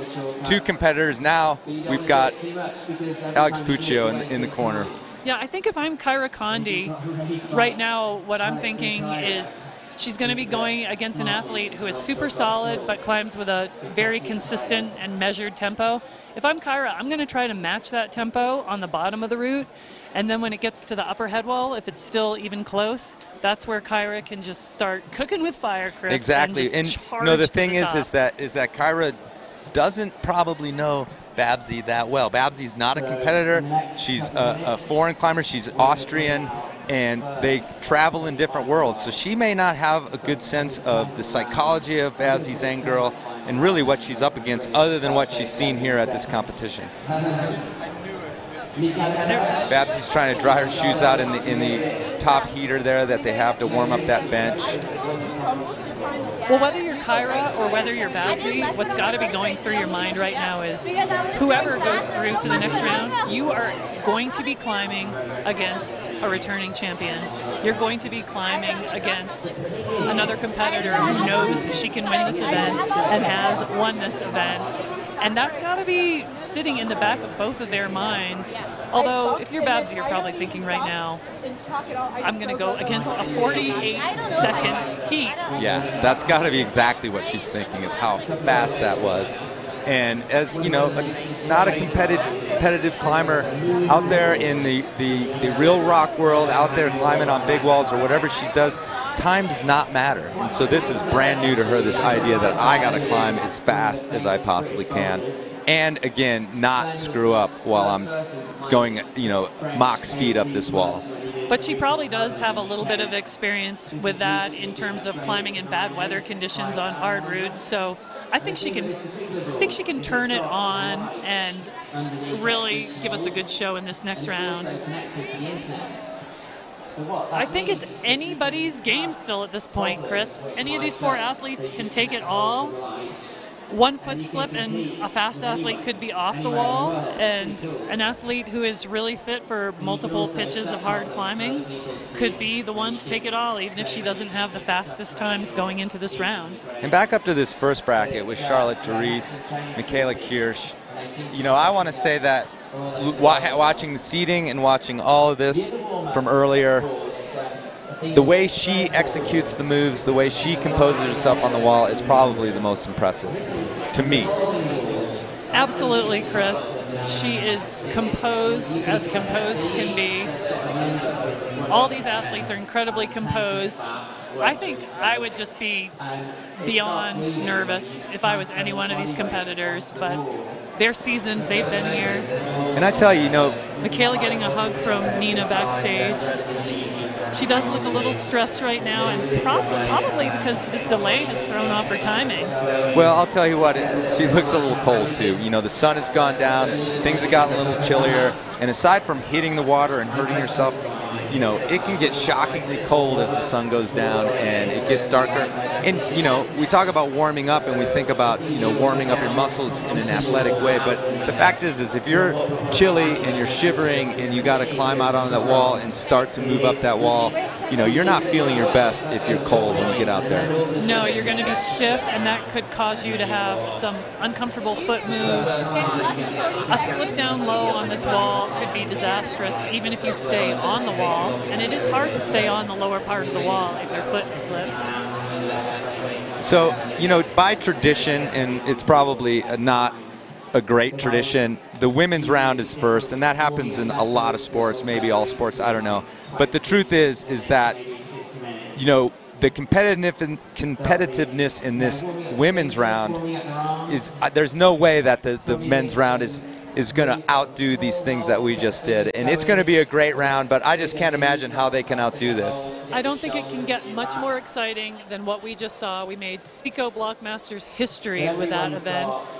I don't think anyone ever anticipated an actual completely dead tie in any of these heats. There's always been a little bit of separation, but that was just, that made my night, maybe my millennium. I hear we've got Alex Puccio coming over, Chris. She's making her way into the booth. She's coming over to talk with us. As she's walking through the crowd, her fans want to talk to her, slowing her down. They want to talk to her about that incredible climb. And we want to talk to her too. Welcome to the booth, Alex Puccio. Hi. That was just, I almost don't have words for what that was. I've never seen anything like that. Did you expect anything like that to happen today?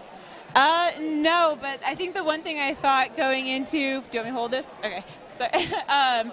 Going into this round last night, that if I won the first round, I would have to go against Kyra, and I knew she was really fast, and I thought to myself, wow, I kind of like hosed myself by going a little bit too slow in qualifiers. So, I mean, I guess so my first time in qualifiers is 2 minutes and 15 seconds, my fastest, and today, Kyra and I got down to 49 seconds.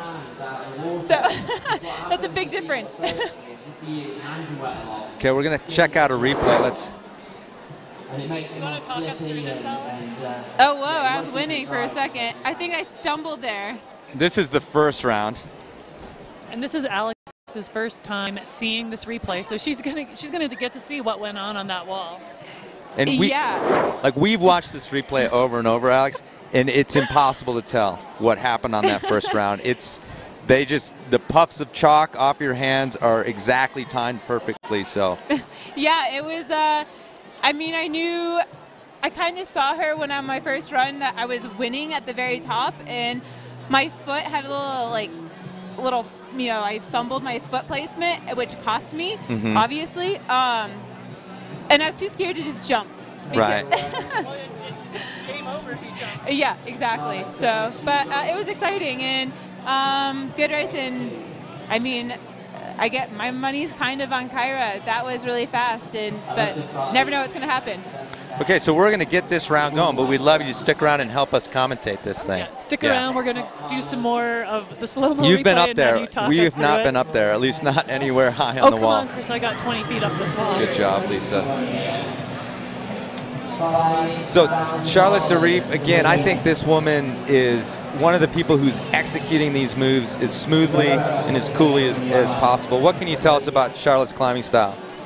Charlotte's been like a phenomenal sport climber for many, many years and has won World Cups in lead, and she's also an amazing boulderer. So, you know, I think she has a good head on her. She's an awesome person, and she's also tall, which kind of helps when you get up higher. But also Michaela is like an amazing sport climber and really fast. So let's see what their time is on this one. And I try to make a bet to Michaela if she can do it under 40 seconds. Alex, if you had to call this race before it starts, who's your money on? 1, go. I don't know. I would say Michaela, but we'll see what happens. We have Absolutely. two, Hedge your bets. You're friends with both of them. two Psicobloc champions going head to head. I'm pretty sure this is the first time we have seen two champions compete against each other. Michaela is on fire, but don't rule out Charlotte. No, you know, and like I was behind for sure when I was going against Kyra in the beginning, and then I took a glimpse that she was ahead of me, and I just somehow turned it on and caught up. So anything can happen. And Charlotte definitely will know how to turn it on. She's a seasoned competitor. She's a seasoned athlete. And she also knows that if Michaela is going out a little too fast, Michaela could make a mistake. They are it looks neck like and neck. Michaela is dominating right now, so you know this is good, and I think Michaela has it at this point. Unless she slips, but I don't see that happening. Nope. 2 more minutes. Yeah, Michaela's topping this thing out. And Michaela wins it. There goes Michaela. Nice Alex shot. Puccio with the call. Yeah, and, you know, I mean, once you race up, another thing is you're racing so hard that you're so winded up there. And I mean, I didn't want to jump down. I'm terrified. So I actually down climbed the back because I couldn't get my breath. Michaela looks genuinely relieved to have that round over. She looked a little game-faced before that round. She's looking a lot more relaxed now that she's on top, and she is going to advance to her second time as a finalist in the Psicobloc Masters Comp. Yeah, and that's an aspect of this thing that I've commented on, and you just mentioned it as well, is that, you know, not a lot of climbing gets you winded like what you guys are doing. And then to jump in, I hadn't even realized to jump in and have to hold your breath, it's got to be a tough call. Dude, I don't know how to hit the water or pencil because I feel like I start penciling and then every time right before I hit the water I bring my legs up for some reason and I smack so hard and it's not comfortable. So yeah, I don't know what they're going to do. Michaela usually down climbs, so does Charlotte, but they're up there getting their breath and they're just waiting until they can, you know, compose themselves to take the leap into the water. And that replay showed where Michaela just turned it on and started to blow Charlotte away on that wall. So I have a question for you while we're waiting here. You know, when you top out on a wall with your competitor, you know, there's obvious show of emotion. So when you top out and look across to that person, what kind of things are you feeling? Are you just like congratulating each other, the relief, the commiseration? Oh yeah, I mean the first thing when you top out, well, so yesterday when we topped out, we weren't racing against anyone, it's our best time, and you get to the top and you're like, oh crap, now I have to get down. You know, when you get to the top this time, you're just racing, and so you don't even think about falling, so it's a little bit better. And then you get to the top and you're like, oh, I can catch my breath, thank goodness, either you won or you lost. And if you lost, you're like, oh, that sucks. But it's such a unique competition that I honestly yeah, I'm gutted that I, you know, had a few mistakes, but I mean, it's such a unique comp that anyone can really win, and all these people are really strong, so it's kind of cool, and we all just encourage each other, and we're reading the beta and fine-tuning our beta before we even get off the ground. What a beautiful sunset we're getting there behind the wall as we're going from light to dark and gearing up for our one more semifinal round, and then we'll be gearing up for our final round, followed by the men's competition. Alex, could you talk a little bit, people always want to know what it feels like to hit the water for 55 feet? Well, honestly, I've only hit the water for 55 feet once, because this is my second year doing it. My first time up the wall, I jumped, and it actually didn't hurt that bad. I think I actually jumped the best I've ever jumped off the wall, but it was a lot more scary than I thought it was going to be, so every time I've down climbed further and further, and the first year I did it, there wasn't any down climbing rungs, so you actually had to down climb the climb if you wanted to. So I down climbed the actual climb, and every time I down climbed further, it would hurt more, and I have no idea why, but yeah, some people are just less afraid than others, and I mean, I'm not one of those people, especially the older I get a little bit more fearful. Well, and you've had some serious injuries, so that's, anytime you've had an injury, that's always weighing in the back of your mind, even if you're not conscious of it. Here we go, we're getting Kyra, oh, we got the cleaners on the wall right now. Did you have any trouble, Alex, with any of the bottom holds being wet from the previous rounds? No, I didn't, but I made sure I asked someone if they could clean the holds off for me, because I feel like I needed every bit of advantage that I could possibly get. But yeah, I think it's a good idea to have the cleaners go out there, and especially as you get further on in the round, you definitely want all those, you know, because they get more wet as the competition goes on, so you want all the advantages. Yeah, and we've got a big shot of the wall. We've got an amazing sunset in Park City. This facility is up on it, top of a mountain, basically. The view is incredible, and we're just having a great night here. Well, we've got a beautiful sunset. Crowd here, again, having a great time, getting a great show, on their feet for all those rounds, and I think they're going to be on their feet for this one because I feel like Kyra Condi has become the crowd favorite after those 2 rounds. She just has to be. Kyra Condi coming in on the left. Getting lit up. We got the lights lighting the wall up now. Kyra going again? We got Yeah, here we Kyra going again against Barbara Zangrel. Barbara Zangrel, she's a little bit of a dark horse in this competition in terms of doesn't have a lot of notoriety on the comp circuit, but she's no dark horse to you, Chris Kalous. And No, Kyra Condi, she's not. the firecracker over there on the left side of the wall. If I'm Kyra, I'm thinking I might be watching Babsy and maybe pacing myself accordingly, trying to save some energy, and then just turning it on once you get to that steep section. Yeah, So- I think I don't know even if Kyra and I chalked up at all like our last run, but I mean, I think it's one of those things that if you see you're like way ahead, that you're going to like take it a little bit easier. But yeah, Babsy's like someone that she's really nice. I've only hung out with her a little bit, but she has lots of endurance. She's primarily a sport climber, a big wall climber. So she has like stamina for days, and I know she's terrified of this wall. It's her first year doing it. And I was talking to her a bit because yesterday she got to the top of the wall and she actually jumped off the top and fell really weird. Like she fell like penciled and straight, but then on her back. Yeah, that was a terrible fall. It looks like she has managed to get that fall out of her head today. She's looked great in every wound. Kyra is definitely not taking the strategy that I thought she might, Chris. Nope, she's climbing as fast as she can. She's really just smoking Babsy. I'm so nervous right now. My palms are sweating. I really want to see Kyra have a good run. And you got to be in Kyra's corner now, aren't you? Oh yeah, I mean Kyra is like, and she had to climb an extra time too. So I mean she has a little bit of a disadvantage, but I mean it doesn't look like it's really, here now she's like relaxing a little bit more, still going fast, but then she sees how far that Barbara is below her, and so now she knows she can rest and keep her energy. And she knows she has got to go to the top of this route because Babsy is almost inevitably going to go to the top of the route. So I think we got Kyra a little bit in the clear now. She knows this section super, super, super well now. And we have Kyra Condi with the Kyra win. Condi. Wow. She is unstoppable. I don't know the last time I actually sport climbed besides like 2 days before this event. So I mean, I think I've probably sport climbed 5 times in the last like 6-7 months inside once in a while when I'm bored. And it's funny being out here, and I think like it's not that long of a sport climb, so I think boulders can do really well. And Kyra is primarily, I would say, a boulder, but she also does sport climb, so I think she's like suited really well for this style of event. Kyra said she hasn't been sport climbing in the past year, but it sure did not look like it there, Chris. She did do adult nationals, which was like she's on the sport national team. So I know she did that event, and that was a few months ago. So we have our 2 most bouldering competitors, Kyra and Alex, putting down the 2 fastest times by far, by 20 seconds. I don't know what Kyra's time was on this round. A little slower, obviously, than against Alex. So what do you think going into this next round when we have Michaela lining up against Kyra, who has got to be exhausted but really wants to win this? Yeah, so Michaela saw how fast we went. So she knows that Kyra is going to go that fast. So Michaela knows she's going to have to turn it on. I told Michaela that I'd give her $100 if she does it under 40 seconds. $100. Okay, we're going to put the brackets up. See this final round. Oh, we're going to...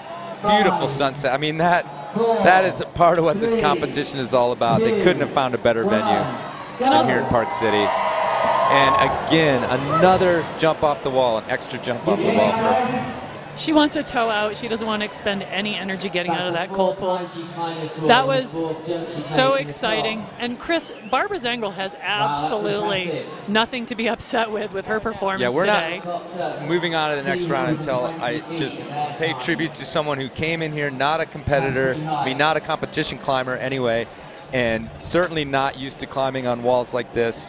And to get to the quarterfinals, and of course, you know, anybody else she was up against, she had a solid chance. But, you know, as you were talking about too, she got stuck against this speed demon, Kyra Condie, and just didn't have a chance. But man, what a great performance from her. One of the best all-around climbers in the world, Barbara Zangrel. And I think, you know, we were talking about it back there, and Kyra and I were talking about it after we had our last run together, that this competition is, I think that's why it's more fun, and we know it because it's not 100% fair. It's like two different competitions, all depending on your time the previous day. And that's why we said, oh man, if I went a little bit faster, if she went a little bit slower earlier, that, you know, we wouldn't have gone against each other so early on. And that's the thing, like, it's two different competitions until you get to this bracket, then you meet back up. So it all depends on, you know, where you place the first day and how fast you go, and you never know. And that happened to me the last time I competed as well. I actually made it one round further, but then I had to go against Claire Burfine early on. And she's a speed demon. I think she could, like, you know, even beat Kyra and I's time up that wall. She's really fast, really tall, and really strong. Yeah, we're definitely missing. She's one of the athletes we're missing this year. One more question for you, Alex, before we go to a commercial. This next matchup, Michaela and Kyra. A little bit of information, though. Put yourself in those competitors' shoes, and from both perspectives, what are you thinking? You know, honestly, Michaela hasn't gone that fast yet. It hasn't been pushed that fast yet. So, I mean, if I was Michaela, even though you try to tell yourself you're not nervous, you're going to be nervous the further you get, and she knows that she's going to have to go way faster than she's ever gone yet. Well, thanks a bunch for sitting through those rounds and helping us commentate. Someone who's experienced up there, knows those holds. And you just, I mean, you basically, I know you're a little disappointed, although you love your competitors, but you set some Psicobloc history in those rounds that you just did. So thanks so much for entertaining the crowd. Thank you. Thank you so much, Alex. Have a great rest of the night. And we're going to take a short break here and go to commercial and come back with the final round of the women's Psicobloc Masters Series just after this. Barbara Zangrel, never heard of her. She did Pure Vita back in 2008, which at the time was the hardest boulder problem ever done by a woman. Boulder! Pebble wrestling! She was the best female boulderer. I mean, then she got injured, and she had to... Had to what? Quit climbing? She had to reinvent herself. She started roping up and crushing just as hard as the boys. I'm sure. Have you ever heard of the Alpine Trilogy? Of course I have. She was the first woman to do all 3 routes. I mean, picture it. Scary, run out, 514 sport climbing in the Alps. Sport climber! Dude, the next year she did 514 on gear. We all know you're not a real tri climber until you get on El Cap. Just look at Andra. He was nothing until he did the double. Hello, the Zodiac 513D on El Cap. Why are we not hearing other climbers talk about Babsy? Babsy is one of the strongest climbers in the world. Like, she is literally the ultimate dark horse.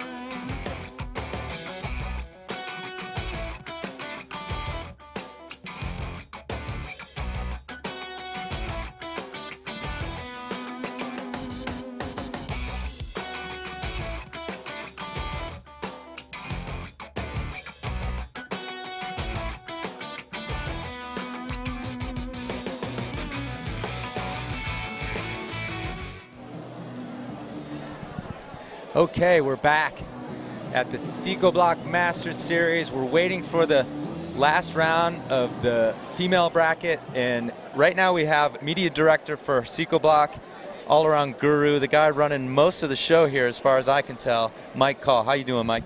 I'm good, thanks. I hate being on camera, but I'm here to bring it kind of real to the people right now. I've got a really good friend who needs some help, and I'm just going to do a shout out because there's not a lot of payoff for these events, and I'm going to use this platform to do what I can. So I have a really good friend named Dave Bell. He's a Salt Lake legend. He's one of the first people to make plastic handholds in the United States. Started Pusher Handholds, a legendary company. Started the front climbing gym. He's suffering really bad right now. His family needs a little help. He's got stage 4 cancer, and he just needs a little bit of help. So if you can, please take a look at this website at the bottom of the graphic. Go there if you can. Give a little bit. Everything helps. It means a lot to all of us as friends. We've been rallying to try to help support him. So. I don't want to bring the event down, but this is, he's a climber. We're all a tribe. We're all family, and Dave's one of us. So if you can, please do. So thanks for giving me a minute. Yeah, and this guy is legend, not just here in Salt Lake, but, again, somebody who's been a part of climbing for so long. And so many people here in Salt Lake are doing what they can. But, yeah, everybody needs a little bit of help. We are a tribe. We are a community, and every little bit helps. So check it out. Go over there. And the way the internet works and the way these things work is a little bit from a lot of people adds up super fast and can change everything for his family. Yeah, let's use social media and the web for the greater good instead of the greater evil. So Dave's a good dude. Hang in there, Dave. I better get back to work. Yeah, thanks, Mike. Great event. I know you're happy with how things are going. Yeah, it's been amazing. I mean, that last quarterfinal was unbelievable, and Alex and Kyra are incredible athletes, and that's sporting history to me. Just to watch a photo finish like that is unbelievable. Yeah, but we're not done yet. You got some work to do. Yeah, we got the whole men's round going on. Well, we got the final too. Yeah, thanks for coming in. Men's final coming up. Okay, it looks like the girls are ready. Well, Chris, I'll tell you what, I feel like I need a cigarette after that last round. Is that what you just went and did? I can't imagine what's going to happen in this round. Alex Puccio, could she be more gracious? I know. What an awesome competitor. I mean, look, instantly it looked to me like after that she was in Kyra Condi's corner and ready to go. So I'm sure she's back there watching this and hoping that her girl wins. Straight into Kyra's corner, and she also is in Michaela's corner. She wants to see a really good final, as do we. Kyra Condi on the right. I think it's going to be lightning fast. On the left. We think Michaela can really turn it on. Don't blink. Do not blink, ladies and gentlemen. This is going to happen quickly. Again, there's $100 on the line from Alex Puccio to Michaela Kirsch for an under 40-second climb here. Kyra's off to a tiny lead. Now they're tied. I mean, Kyra's turning it on. No, look at her jump through those moves. I know I'm supposed to be commentating on this, but I'm afraid I'm just going to watch it. Come on, Kyra. Yeah. Come on, Michaela.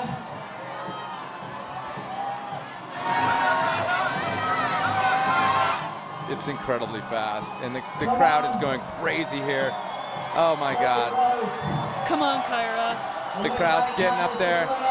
It's going to be close, but Kyra is our Psicobloc. A new champion. Masters A new champion.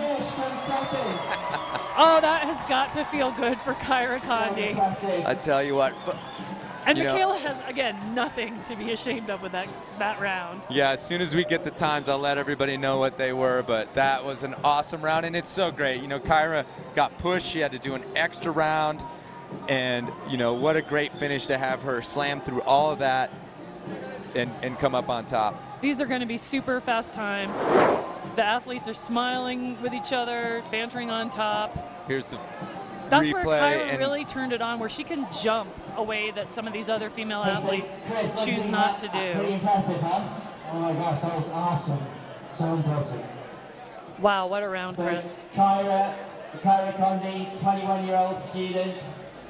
Wins the Psicobloc Masters 2017. So in just a minute, we are going to be going to the awards for this women's event. What an exciting event it has been, Chris.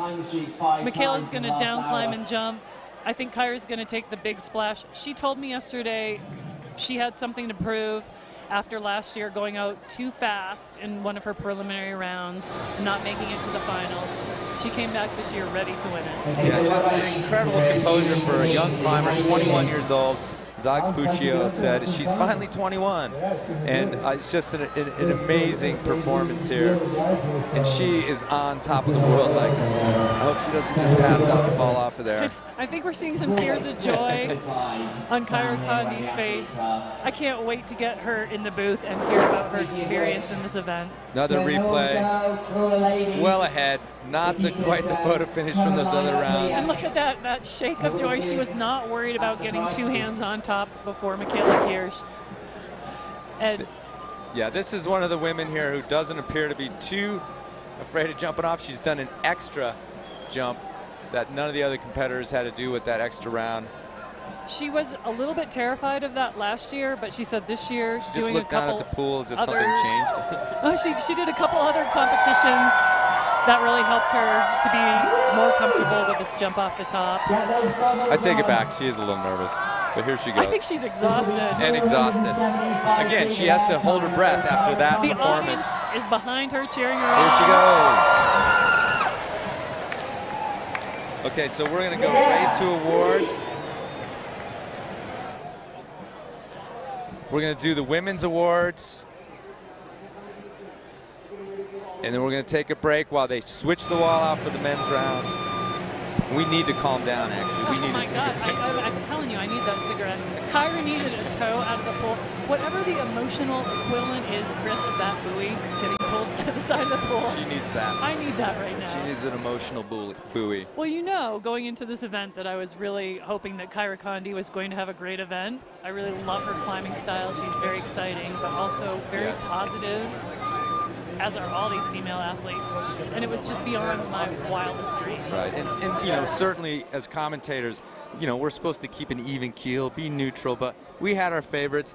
And in the quarterfinals, you know, it was Barbara Zangirl, my favorite, against Kyra Condi, your favorite, and you win the round.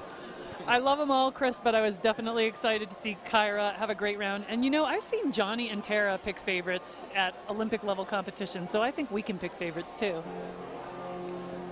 There's Kyra. That smile is not going to fade off her face. And so much soon. relief, you know, to come through this competition on top, give a good performance that she's going to live with for the rest of her life. And Michaela, amazing performance. Another amazing performance all through every round. Michaela climbed this wall with such ease. Kyra just had a little bit more speed on that final head wall, and that's what the difference was this year. Okay, we're going to go poolside for... You just climbed that 5 times. How do you feel? Yeah, I feel pretty out of breath, pretty sore. I think my legs are going to hurt tomorrow from jumping off that many times. Kyra, awesome. Good job. That was amazing. So, come to the edge, man. Bikes are dropping out. Come to the edge. Right on, Kyra, that was amazing, especially you had to climb it more than anybody else. So yeah, it was so impressive. Such an amazing climber, great effort. So you earned it. Congrats. Woo! Thanks to all the girls for an amazing round. You guys all did such a great job. Oh my gosh. Thanks, dude. Yeah. Appreciate it. Good job, that was amazing. Thanks. I'm so painful. Everything hurts right now. Hey, so it looked like you're never going to fall off, Kyra.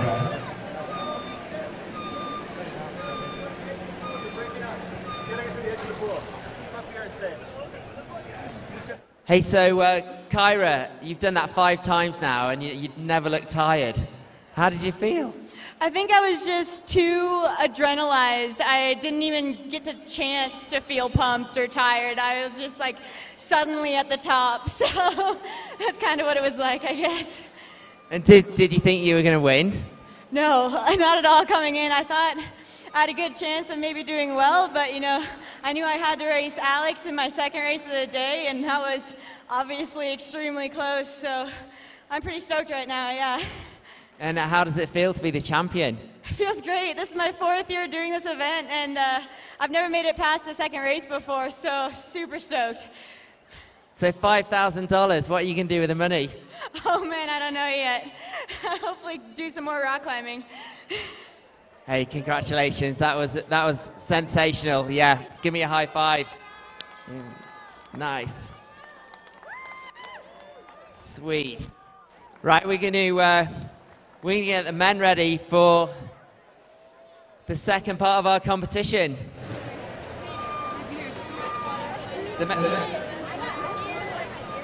Can we have a big round of applause for the ladies?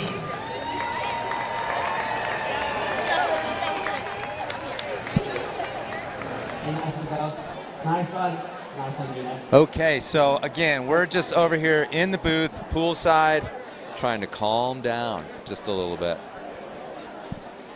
Just calm down. We're going to get some competitors in here to talk. Hopefully Kyra's going to come over if she can make it through the crowd. I mean, this crowd is adoring what just happened. They want to get selfies with her. They want to congratulate her. So we'll see how long it takes. But in the meantime, let's do a little preview about the men's competition. Chris, I think this men's event is going to be every bit as exciting as the women's event. Basically, the men will be climbing on very similar routes to what the women climbed on. They're going to remove a few holds to make it a little more compatible with the male climbers. But basically, we're going to see the same style of climbing up this wall, a slabby approach pitch, and then some big risk moves in the middle, where we saw a lot of our male competitors yesterday. There was no guarantee they were making it through that double stalactite section.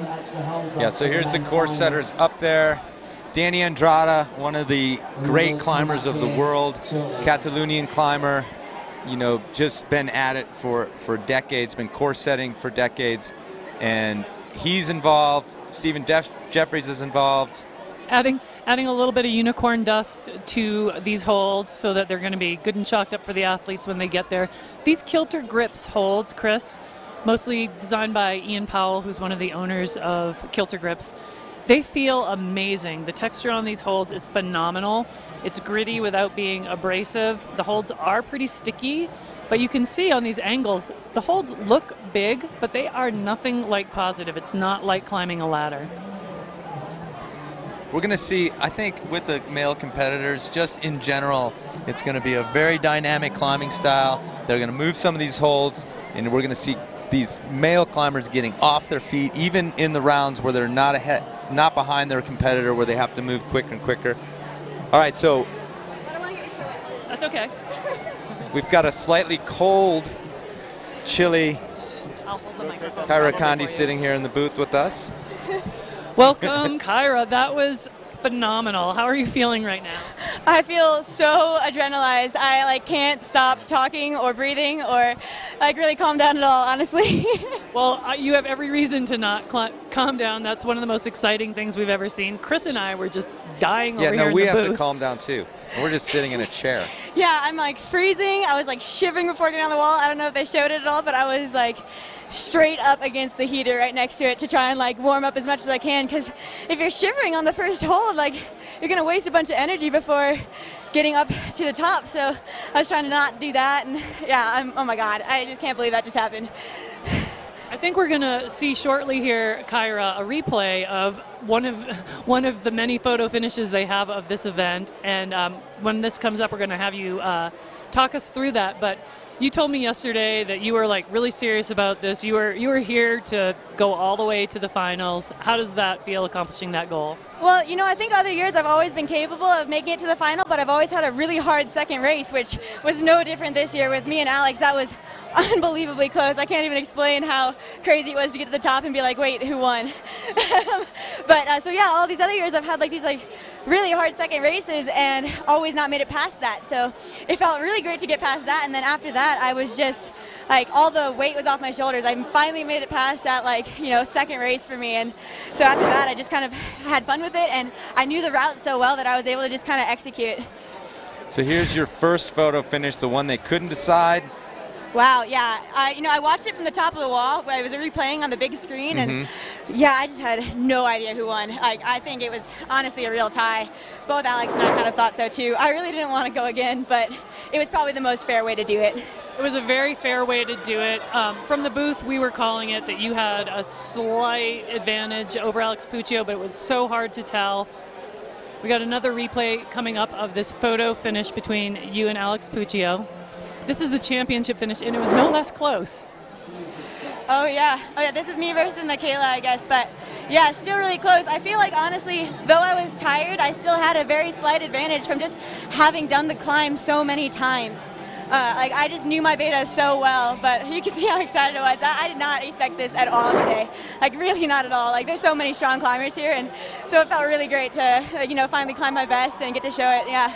So tell me what the experience of going against somebody as experienced, as legendary in a lot of ways as Alex Puccio. Was that at all in your head, or were you able just to put the hammer down? You know, mostly just Alex and I are friends, and I really wanted to see both of us in the top 4. And, you know, I knew that when I saw that I looked at the results yesterday, and I knew that we were going to have to go against each other in that race. And I was just so sad about it, because I knew it was going to be a good race, because Alex is so competitive, and I'm so competitive, and, you know, we're friends, so we both want each other to do well, but of course we both want to win also. So that was about as good as it could have gone, I really think. Like, you know, a tie and then, like, you know, having to go again, that was just crazy. Well, she said the same thing about you, almost verbatim, about, you know, going up against you and understanding what that meant and what kind of a competitive race it would be. So, you know, she's got a lot of respect for you. And I don't know if she could be more gracious of, I don't want to say losing that event because it was so close, but she was so gracious. Yeah, and you know, it was a bummer not to see her in the top. I think we probably had the fastest times of the night in that race. Like, we were just flying up that wall, and so getting to the top with her, and like, you know, it's just a great moment to be like, holy crap, we just did that twice. Like, oh my God, and it was a really good moment because I really, you know, like I said, I really like Alex, and so that was really great. It was a really fun moment up there. And that moment with Michaela was great too. She's the returning champion. That had to be in your head as you were lining up for the 5th time up that wall, that you were going against someone with as much experience as Michaela has climbing routes in general and climbing on this wall. Yeah, Michaela and I have been friends for years. Like, I think I've known her ever since I started competing when I was 11, so it was a really fun moment with her up there as well. And yeah, you know, again, we're both super competitive, and so it was, but I think like I think I might have had just a very slight advantage from just having been pushed against Alex. I knew I was capable of going that fast versus Michaela's races. She, I think, wasn't going as fast as she could have. Like, you know, she was able to go a little slower, and even though, so she didn't get that practice of like really having to go fast, and so her first one like that was in that final race, whereas I had 3 like that, you know, 2 with Alex and then 1 with her. So you might have 6th gear though. Some of these ladies have 5th gear, yeah, but I think you have 6th gear, Kyra. For sure. I'm still it's in like 6th overdrive. gear. I'm like just like shaking from adrenaline right now. No, I can't tell. I can't tell at all. I think You're we a need little to get bit her excited. some sleepy time tea here in the booth. If anyone's listening, we need some sleepy time tea. Just to calm her down a little bit. So a couple of quick questions before we let you go out into this celebration that you're going to join any minute. What do you think of the men's competitors? Who do you think we should be looking at to take that whole thing? What kind of style differences are we going to see? What do you think? You know, yesterday Ben Hanna was the only person to flash the route. You know, everyone else who topped it did it 2nd try. He was the only person to do it twice, so I think that gives him a slight advantage again. He's the only person to have been up all those holds twice. But, you know, all these guys just kick it into gear. Like you were saying, that 6th gear, they really do that really well. So it's always so exciting. Hopefully we don't see any, like, really big diggers, you know, off the wall and, like, you know, face plants or things like that. But I actually heard they made the dyno slightly bigger today by about 6 inches so that we might see a little bit of hesitation right before their dyno. So it's an on-site on that dyno today for the men. So that'll be interesting to see as well. And it looked like any fear that you had of taking the dive off the wall, you got over it. You had to do it in extra time than all the other competitors. Do you feel good about that? Can you go home knowing that, like, yeah, I conquered that part of this competition as well? Oh yeah, like this year, you know, I've done this my 4th year doing this event, and I think it was great. Like, this is the first year where I haven't been like literally just so terrified on the wall. Like yesterday, I was able to get to the head wall before even like thinking about the water, which was awesome. And then today I knew I could do the route, so I wasn't even like scared climbing necessarily. But then basically every time I got to the top, I was like, dang it, I have to jump off again. And you know, I like jumping off the top. You know, we're here for the crowd, we're here for the live stream, and I think people like the show, so I like to try and jump off the top. And you know, it's not that much better than down climbing, so I just kind of bit the bullet and did it every time.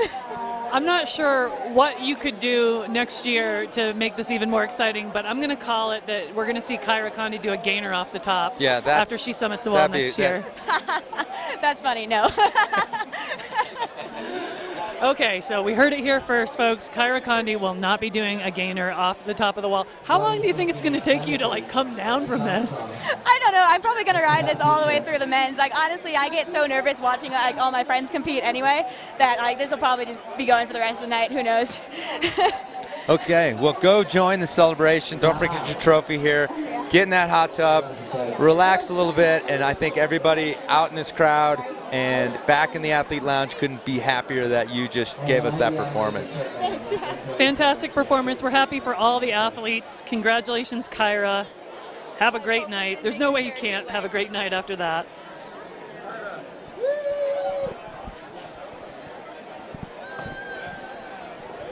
Okay, so we've got the men's seating round up here. Jimmy Webb on top, Nathaniel Coleman, two of the competitors that have had great rounds in years past. In fact, I believe Nathaniel had a photo finish, almost taking Jimmy Webb in another round. Am I thinking the right round? Well, in the finals last year, Chris, we had Nathaniel Coleman and Jan Hoyer. Oh, it was Jan Hoyer, right. It came down to nearly a photo finish, but Nathaniel Coleman was not able to control the top of the wall, and you know that is still in his mind, that he just narrowly got beat last year in the final. We're looking at our bracket now with our #1 seed, Jimmy Webb, who is going to go against our #16 seed. Jimmy looked great yesterday. Again, he's an athlete we often think of as a boulderer, but he looks solid as can be on this wall. We have Chris Sharma, and Chris told us earlier, Chris, that he's in it to win it too. I mean, he's the producer of this event. He has a lot of external stuff, but he wants to do well. Yeah, but you know, mentioning also that he is not able to just sit back in that booth back there, concentrate, get into the mode he needs to go. He's doing a lot of things at this event. People want a piece of him. You know, he's probably the biggest climbing celebrity there is, and this is his event. So he's Chris Sharma. You can never, ever, ever write him out as a contender for the top spots. And then we have Chris in the third heat of the night. We have one of your dark horse favorites, Dalton Bunker, a.k.a. Debunk. Yeah, and I did. One of our Utah boys. We asked if we could call him that. Debunk, I mean, this guy is fully a scrappy climber. I like that. I totally love the fact that, you know, he's doing his best. He's a young climber out of Salt Lake, and for my money, I would love to see a young local take this competition. All right, so we've got Babsy Zangro coming into the booth. Hi, Babsy. How are you? I am good. Okay, so quarterfinals. What were you thinking when you came in, when it worked out the bracketing, that you were going to go up against that speed demon, that woman that had shown two amazing performances, Kyra Condi? What was going through your head? I was watching you, or we were all watching you, dry your shoes on the heater, serious face. What were you thinking? Yeah, you know, I was really scared to go super fast because I still had the bad fall in my mind what I took the day before. But I was quite sure that she will be faster than me because I saw her climbing before. And I was impressed. And I slowed down on the top a little bit to be safe, you know, but I had no chance. Right. How do you feel about, you know, I mean, you had a great performance here. You're not a competition climber. You've been climbing on rock. You've been climbing, you know, in Wales recently. You're a big wall climber. How did you feel coming into this competition? You know, what did you feel like your chances were? Because all of us, you know, were amazed and impressed that you were down in that quarterfinals against that woman that, you know, just was climbing so well.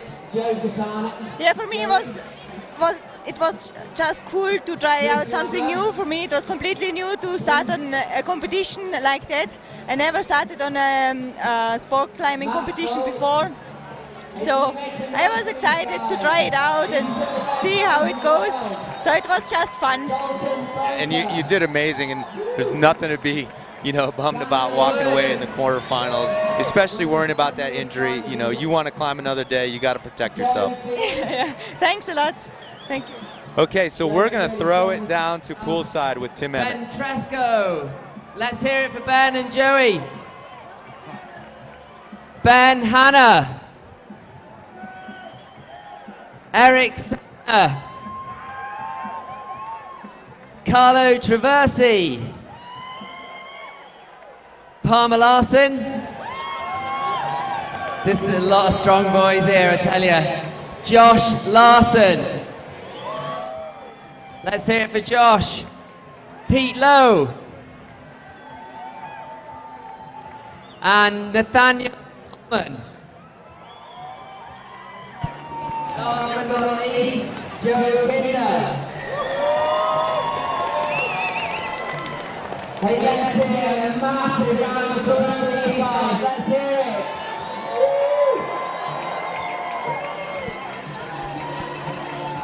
This is Lisa Hathaway back poolside with Chris Kalous.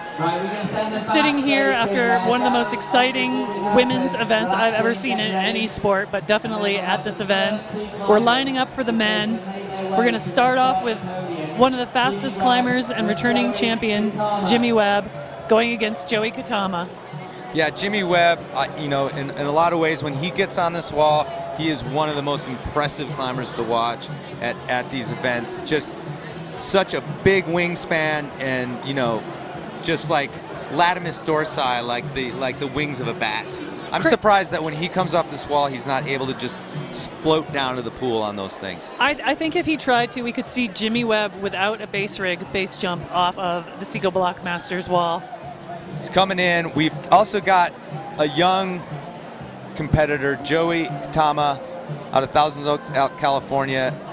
Can't imagine what he's thinking going up against, you know, someone with the experience of Jimmy Webb, but I'm sure he's just like delighted to be here and is going to give his best performance that he can. And who knows, you know, Jimmy Webb has been known to slip early on these rounds and get knocked out, so it could happen again. We saw the two-time champion slip in an early round last year and get knocked out of the competition. One of our few surprises last year as far as top seeds advancing. But we also saw that intimidation does not seem to be much of a factor for some of these young athletes. Kyra Condi came here, had to compete against some of the greatest athletes of our time, and it did not seem to slow her down. No, I keep hanging my hat on the old guy power. Not that any of these guys are that old. That these 28-year-olds are old. Yeah, I know. But still, you know, that's getting up there in this competition scene. And that's basically, you know, all I have left to hang my hat on. So I tend to want to give experience, you know, the advantage, but obviously that's not working here tonight quite the way I thought it would. Chris, I do recall you saying that Jimmy Webb also has one of your favorite heads of hair in this men's event. Absolutely, yeah. And we're going to talk a little bit about the hair throughout this men's competition. Definitely, you know, if he does hit the pool the wrong way, there's a little protection out of that. There's a little protection out of that. I think he's going for that slightly must look. We've got Joey Katama with a little bit more groomed look. And we're going to see a great heat coming out here with these two men. Sorry, we're a little giddy right now. Yeah, we're a little folks. goofy from the earlier round. We're going to admit. So we're still here feeling we go. that Jimmy Kyra Webb, Condi buzz. Joey Katama, first round. Jimmy Webb could destroy this route, but it's got to be in the back of his mind that he has slipped off the wall unexpectedly and gone out in the second round. Okay, here we go with the men's competition here at Psicobloc Masters. Round of 16. This is first seed against 16th seed. Jimmy knows that he can take a measured approach on this time up the wall. He's probably doing a little bit of fact-finding. They changed the route a little bit from yesterday, so he's going to want to do this dyno with perfect, no problem there. Beautiful. Perfect execution by Jimmy Webb. No problem. No problem for on Joey Katama's side, so he... I believe they made the dyno a little bigger, but they might have also made the footholds a little more positive, and we're seeing that right now in the contortion section. Man, he is... and a foot comes off. That was one of those slips that we talk about, Chris, that can happen to any athlete at any time. Talking to Stephen Jeffries earlier, one of the route setters, he did let us know that the route is designed to not cause the athletes pain if they fall. Double knee bar. Jimmy Webb is, at this point, knowing that he's won the round, he's probably testing some things out, getting some more beta, figuring out these holds. He's going to climb as high as he feels comfortable with. his energy level, and just get some more beta for the other rounds. This is a red point competition, so anything he can learn by finishing to the top is going to help him out. Definitely, there's no pressure on Jimmy right now. That's got to feel good. He's feeling out these holds for the future rounds. He's making it look easy. He did fall on the last move yesterday, not so today. He's going to the top of this route. That was fantastic. Yep. He brought the game that we thought he was going to bring. Definitely the #1 seed, definitely the guy to beat. So in control on that route. And probably a lot of pressure off his mind after that early slip up last year. Jimmy looking calm, cool, collected. He's going to jump from the top. A lot of athletes taking their shoes off this year.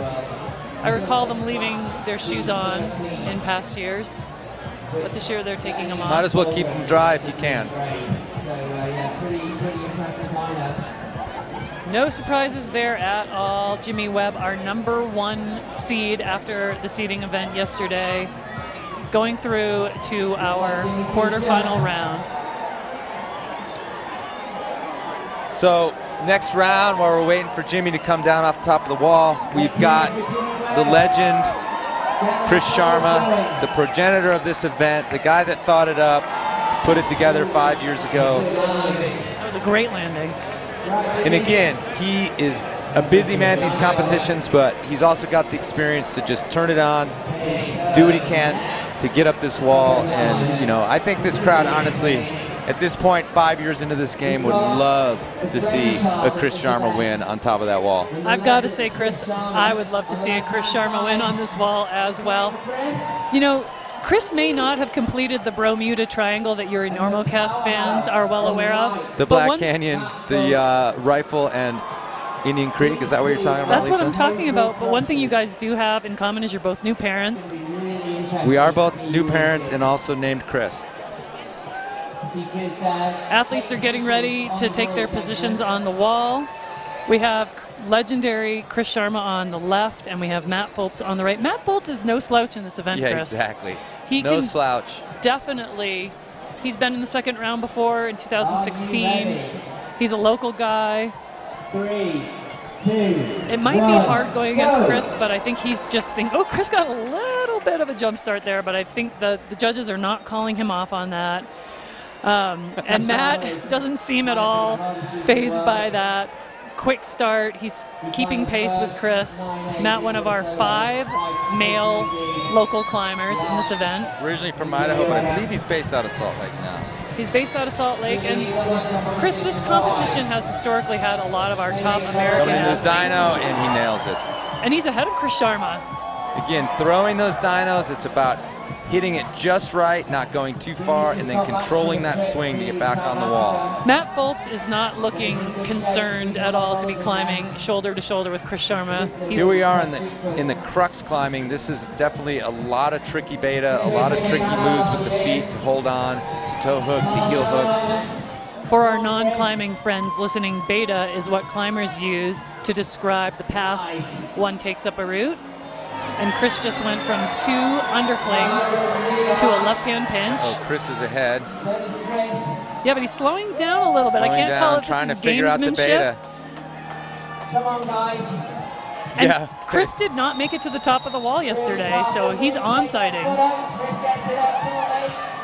If he can stick this next move, though, I think he's got a really good chance of going all the way to the top. Oh, he's Matt got is it. hanging on. Matt is hanging By on. the skin of his teeth, he does not want to give this route up. Yeah, I mean, the last round with Jimmy Webb made this route look easy, and here's Chris Sharma struggling, and both competitors are off the wall. But we did expect this runoff to be quite close because these are our 2 closest seeds coming into this round. Chris Sharma's winner, slightly higher, but not by much. No. Not by much. Not by a lot. He still has not been to the top of the wall, and that might be something to think about in the next round coming up in the quarterfinals. Yeah, I mean, you know, watching Jimmy Webb climb that route, you know, without too much struggle, finding rests, I mean, that is the guy to beat. He is definitely the contender at this point. He threw down a first round that showed all his competitors that he is gunning for redemption. He basically just dropped in their heads and said, yeah, I'm here. And that top hold is really, really slow pitch. So it means the last move to get the last hold is no joke. It's really fall off. Yeah, replay. Chris getting almost finishing the route. He didn't finish it yesterday either, so. But now he knows what he does know that feels hold. like. So he's got a better chance going into the next round. I mean, if there's anyone who can put together the finish of a route with no advanced knowledge, it's Chris Sharma. And the legend, Daniel Woods, on the right-hand side. You can take your positions on the wall, please, gentlemen. We've got our next two athletes queuing up, but we also did just learn that there was a technical on that route, Chris. 2, 1, go. He had a bit of a false start, and they would have DQ'd him had it come down to time. But since it didn't, they're letting it stand. And actually, you know, it also is Chris Sharma. So interesting. He's moving. He gets to do what he wants. No, that's not true. But, you know, they want to keep this thing fair, and they don't want to interrupt the flow. And the truth is that it ended up not mattering. And so they didn't DQ Chris Sharma. So, Chris, we've got two-time second place finisher Daniel Woods on the right side of the wall, and one of your favorites coming into this event, Dalton Bunker, who is climbing for the third day straight. Exactly, because he was a wild card qualifier, one of the open qualifiers to get in this thing, and it's one of the reasons that, I don't know, I just feel like I want this kid to win. He's climbing against a legend in this sport, and an athlete who's got to want to stand on top of the podium after being second place twice. Dalton's ahead right now, but Daniel's route fitness might come into play at the top of this route. Man, they are right there. They are close. But this is hard climbing. Again, Jimmy Webb made it seem easy, and I was worried that we weren't going to have a lot of drama, but that's Jimmy Webb. He climbs without drama. Just when we thought we couldn't be more impressed by Jimmy's ascent, Dalton is looking poised. Bunker, come on. Hard move. Oh, he looked over. Close call. Dalton Bunker having to still mantle out the top. The men's finish is nothing to turn your nose up at. That was an amazing reaction from the crowd for the hometown kid, too. Well, I tell you what, the last move, and I talked to Carlo Traversi earlier, and he was telling me that last move, it's not a jug. It's a huge looking hold, but it is not a jug. It's a slopey, not in-cut hold. And what he mainly said, though, is that as you set up for it and you do that high step, it's a little bit of a nervy move because it makes you feel like you're going to fall over backwards for 1 second. And nobody wants to fall over backwards towards this pool. Well, and we've seen a lot of these men when they're executing that final move. You can see their hips come out away from the wall. You know that hold is not as positive as it looks. These kilter grips holds are just amazing. Here's the move we're talking about. Again, a high step, hip, and for just 1 second, that hesitation. Because that hold is not good. And he gets it. Daniel Couple Woods glances at each other right there. Yeah, just wondering what's going on. And again, Daniel Woods, accomplished athlete with a mile-long list of accomplishments under his belt, but he was very gracious at the top, immediately congratulating Dalton. And Daniel Woods, how many times has he competed in this thing? Daniel Woods has competed, this is his third time, I believe, in this event. He's a returning athlete. Like I said, he won in 2013 and 2014. He's very experienced with this wall, but he hasn't been competing the last 2 years here, so he might have been a little less familiar with this format. Okay, so Joe Diaz on the left, getting ready for the next round. And Ben Trusco, who has had some great rounds during the seeding. Neither of these athletes sent the climb. And by send, we mean get to the top of the route with both hands on top. Neither one of them got to the top, so they'll be on-sighting if they make it past the head wall. And Ben Trusco is another local, another momentum team climber from right here in Salt Lake City, so the crowd's going to go crazy. Are you ready? Joe is another young athlete, only 21 years old, former gymnast, who got a birthday party start, Chris. Yeah, the birthday party start. I've interviewed a lot of climbers, a lot of young climbers who went to a birthday party at a climbing gym, and that was actually the somewhat inauspicious beginning of their climbing career, and that's where Joe Diaz fits into this. They're pretty close right now, Chris. It's definitely anyone's race at this point, neck and neck. Oh. Tresco just sent the dyno, and Joe Diaz right behind him. So on the last round, Dalton Bunker's best time yesterday was 2:38, and he just did it in 1:27, shaving over a minute off his time. So yeah. That's got to feel good, Chris. Coming out in the first round, going against a legendary athlete and being able to shave almost half of your seating time. We got Ben just almost looked like he was creeping ahead, but we're neck and neck in these. Neck and neck. These guys are hitting holds almost simultaneously. It's going to be another close finish. Are we going to have? Man, you know what? For the last second there, it almost looked like Ben Tresco had a huge smile on his face right before he fell. Well, maybe those men were anticipating the same thing that happened to Alex and Kyra, and Ben was thinking, I don't want to have to climb on this wall 5 times. Ben Tresco, Joe Diaz advancing in that round. He was our number 4 seed, so.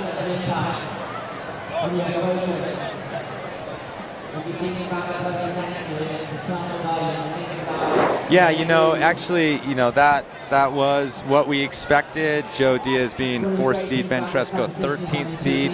But it's good to see the young climbers from Salt Lake representing up here. And like I said, when that crowd exploded, I swear I saw a smile on his face. So I think he had a great round. He's got to be happy he committed to those final holds and took the plunge. Very exciting for a number 4 seed and a number 13 seed going head to head. But yeah, Joe Diaz, his first time on this wall, first time in this comp. Very good performance. And yeah, and we've got next, we're calling him a wild card because he did have to go through the qualifying round. But Ben Hanna, he's definitely not a dark horse. We know Ben Hanna. We've seen him on this wall before. Ben Hanna and Eric Senta. And in his seed rounds, didn't he top out both times? He was the only male athlete to both on-site the route and top it out both times. So yeah, I mean, that's a huge advantage. He's felt all the holds. He's done them twice, so it's refining beta every time that you do it. You've got your strategy in mind. But I'll tell you what, do not count Eric Setna out.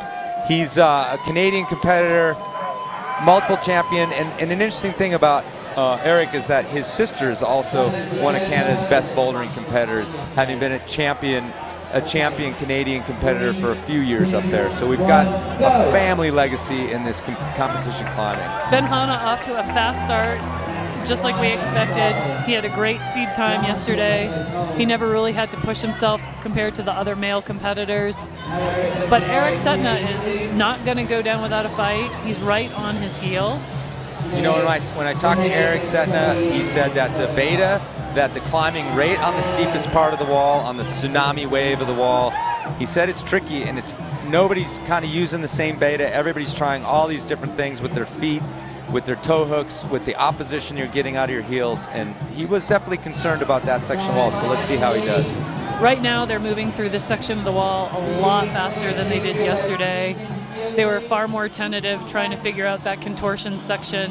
This is still anybody's heat, even though Ben is a little bit in the lead.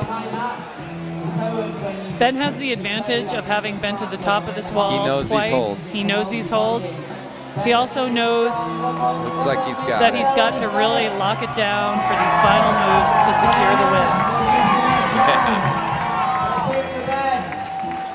Sorry, Ben, no dark horse there. We were expecting you to do well, and you did not disappoint. Eric Setna's off the wall. Good performance, got through those sections that he wanted to get through, but just couldn't put the hammer down like Ben did. Ben's got shoes so that you can use them again for the next round. Yeah, and this is where Ben just kind of hooked it in and took the lead, getting that dyno taken care of, although it looked a little shaky on that. Well, it's a bigger dyno than it was yesterday, Chris. Yeah. They estimated 6 inches, but I think not hesitating on that dynamic move is going to be a big factor as the rounds get faster. The athletes will not have a chance to think twice. And I think he's got that last move really dialed. That looked as solid as anybody since Jimmy Webb did it easily in the first round. Jimmy Webb, the wind beneath our wings in this event. I mean, I think he could fly us down from the top of that wall, Chris. You've got Carlo Traversi on the left-hand side from California. Okay, Carlo Traversi, one of the best boulders of all time, one of the strongest boulders of all time, but also becoming a really well-rounded climber in the last few years, doing big walls around the world, hard routes even in Yosemite. And I believe he's starting to open some gyms as well, Chris, as he is moving into maybe a bit of a post-competitive sort of life. On the right, we've got another local guy, Palmer Larson, who is very difficult name to pronounce on the fly, let me tell you. Pilar, one of my favorites. He said we can call him Pilar. And also, again, you know, going back to my era when all climbers were filthy dirtbags, I have to admire Pilar's hair. Pilar, he's well coiffed, he's well groomed, and he is one of the nicest guys. There was a time when you climbers can ever meet. There was a time when climbers would have left a ring in this pool when they went into it. And these guys, even when he comes out of the pool, watch, the hair is going to be perfect. And he's climbing amazing, so it's getting him up the wall. The first aid team might not have pulled Mittendorf out of the pool, but they'll definitely pull Palmer out if they need to. He's looking strong today, Chris. He did not make it to the top of the wall. He really wants to make it to the top of the wall. Even if he does not win the heat, he's going for the top. Palmer is a youth coach. He is bringing back to the sport what he got from it. He was on the Momentum climbing team, producing so many great athletes locally.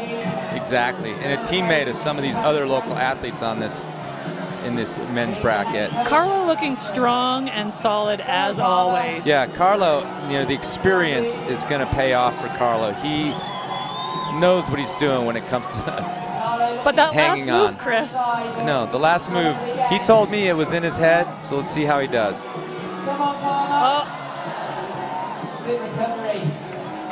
Palmer okay, getting rocking a up. big round of applause. All right. And now Carlo is going to finish this route.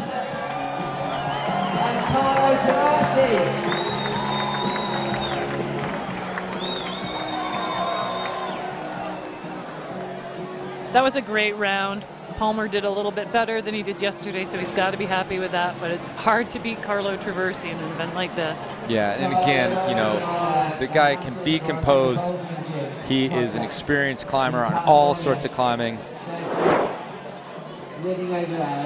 Replay. Carlo is a little bit behind there, but after this dynamic move to the stalactites, fangs as Chris calls them, Carlo really started turning the heat on. So in the difference there is I noticed that Palmer heel hooked, and in the exact same move, Carlo Traversi put his toe underneath the fang. I don't know if it made a huge difference, but again, these men are working with all this different beta inside of those hard moves on that super overhanging part of the wall. You can definitely escape from a toe hook a little faster, Chris, than you can a heel hook, but it's a high-risk move in a high-risk section on this climb. And again, I know Carlo's stoked to get over that last move on top of the wall, and he was also the one who told me that even the last mantling onto the top's got a little slant to it, and you know, I don't think he has any problem with it, but he said he was just surprised when he got up there that it wasn't perfectly flat. It's got a slant. Thankfully, there's a jug, but when you're that exhausted, it's got to feel hard to stand on top of that wall. So no surprise in that round.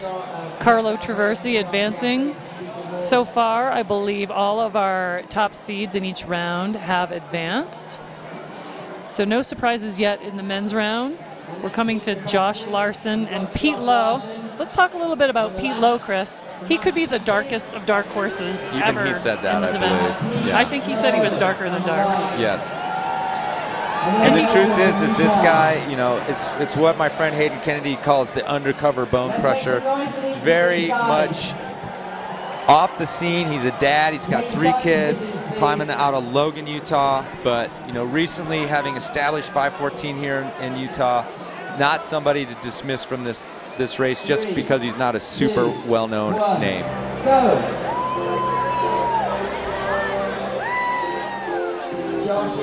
Josh is back for his 4th time in this event, but he has had a couple of misfortunes before where he actually had to get rescued out of the pool after having a bad fall. Yeah, just rang his bell and they had to go in and get him. But hopefully that's not in his mind. I'm sure he's gotten back over it. It did not look like it was in his mind yesterday. Both of these guys are Salt Lake residents right now. And so we're seeing hometown favorites going head-to-head in this round. Pete Lowe having no trouble with the double dyno. Yeah, Josh actually, Worcester, Mass. Not a hometown here. But he lives here now, doesn't he? Oh, he lives here in Salt Lake? Yeah. Oh. We're just making stuff up here. I'm wrong about Josh Larson, but these athletes are competing head-to-head. Pete Lowe is showing that he can compete with these athletes who compete on a regular basis. He found that double knee bar yesterday, Chris, and showed all the other athletes that you They're actually talking to each other on the wall from the double knee bars, having a good time up there. They're going to let that talking to each other on the wall. I don't think I've ever seen that quite the same way at this competition. Who's going to leave the double knee bar first is the question. It's like a game of chicken. So this is really going to be a sprint to the finish, but it is going to be new terrain for Pete Lowe for sure.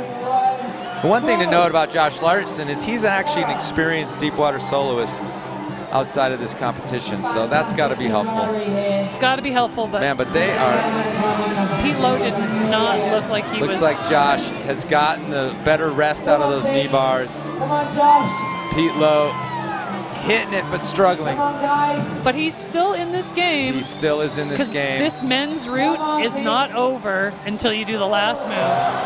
But that did Pete Lowe's out of there. seal it for Josh Larson. Josh Larson hits the top. To advance to the next round.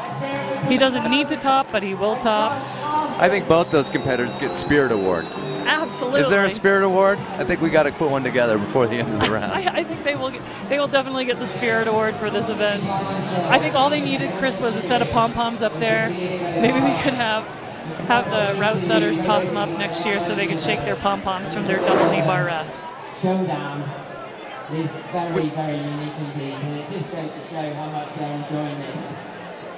Lots of good friends here. So again, Josh Larson does have some deep water soloing experience. So even though he did take a bad fall here, hit the water hard, you know, that experience, I'm certain, overcame it. He looked like he was totally relaxed up there, having a great time, talking to his competitor. You know, that's the kind of thing we just love to see at this competition. Pete Lowe getting higher on the wall than yesterday, falling a little sideways. Hopefully he's not going to be feeling too badly from that fall. You know, Chris, whoa. Whoa. That was an exciting entry. I'm going to give him a 10.0 for that leg. Yeah. His toes could have been more pointed, but I like that entry. I don't know, he was asking for it. Glad he got his legs closed.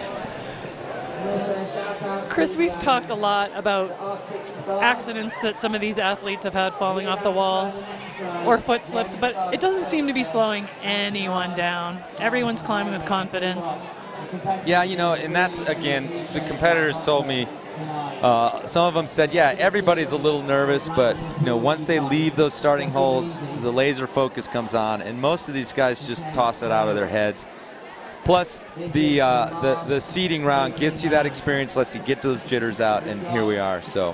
And here we are with our #2 seed and returning podium athlete Nathaniel Coleman, another one of our local boys, and climbing legend Joe Kinder on the right.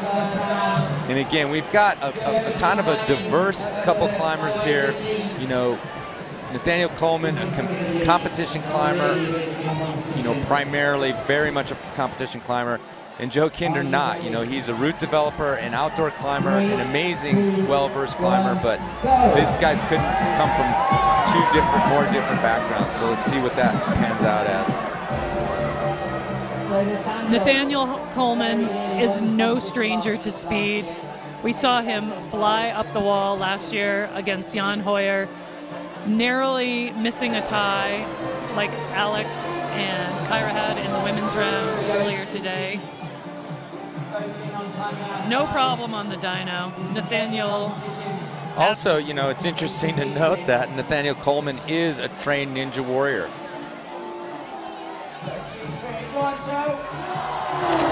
We've had a few Ninja Warriors in this event, and Nathaniel knows he does not need to finish this route, so he's going to drop off. That was a great strategy move. A strategist, a guy he doesn't need to go to the top of the wall to win that round. He's going to save his energy. Also, as long as we're talking about hair, only man bun in the competition today. The only man bun that we've seen, although Joe Kinder could possibly pull one off if he wanted to.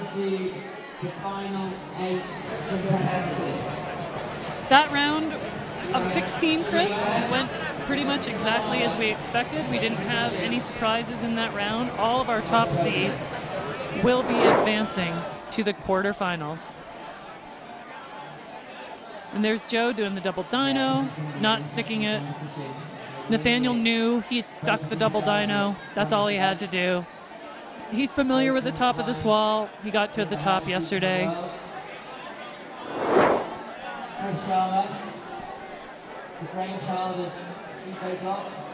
Okay, so we're on to the quarterfinals again, as Lisa said. Nothing really that surprising here. The top seeds in each round took that round, and we're still watching Jimmy Reb, and up against Chris Sharma. That is going to be an amazing round. You know, two of the most experienced competitors going head-to-head. Although I'm going to have to give it to Jimmy. This is where it gets good, but, you know, what Jimmy did in the first round, unbelievable, and I can't believe that, you know, if he can just stay composed, it's going to look easy for him again. Yeah, I'm not sure, Chris, if Jimmy or Dalton, which of those two athletes had the fastest time in the round of 16. But I think Jimmy is, again, kind of like what we saw with Kyra Condi. He's got a little bit of a monkey to get off his back.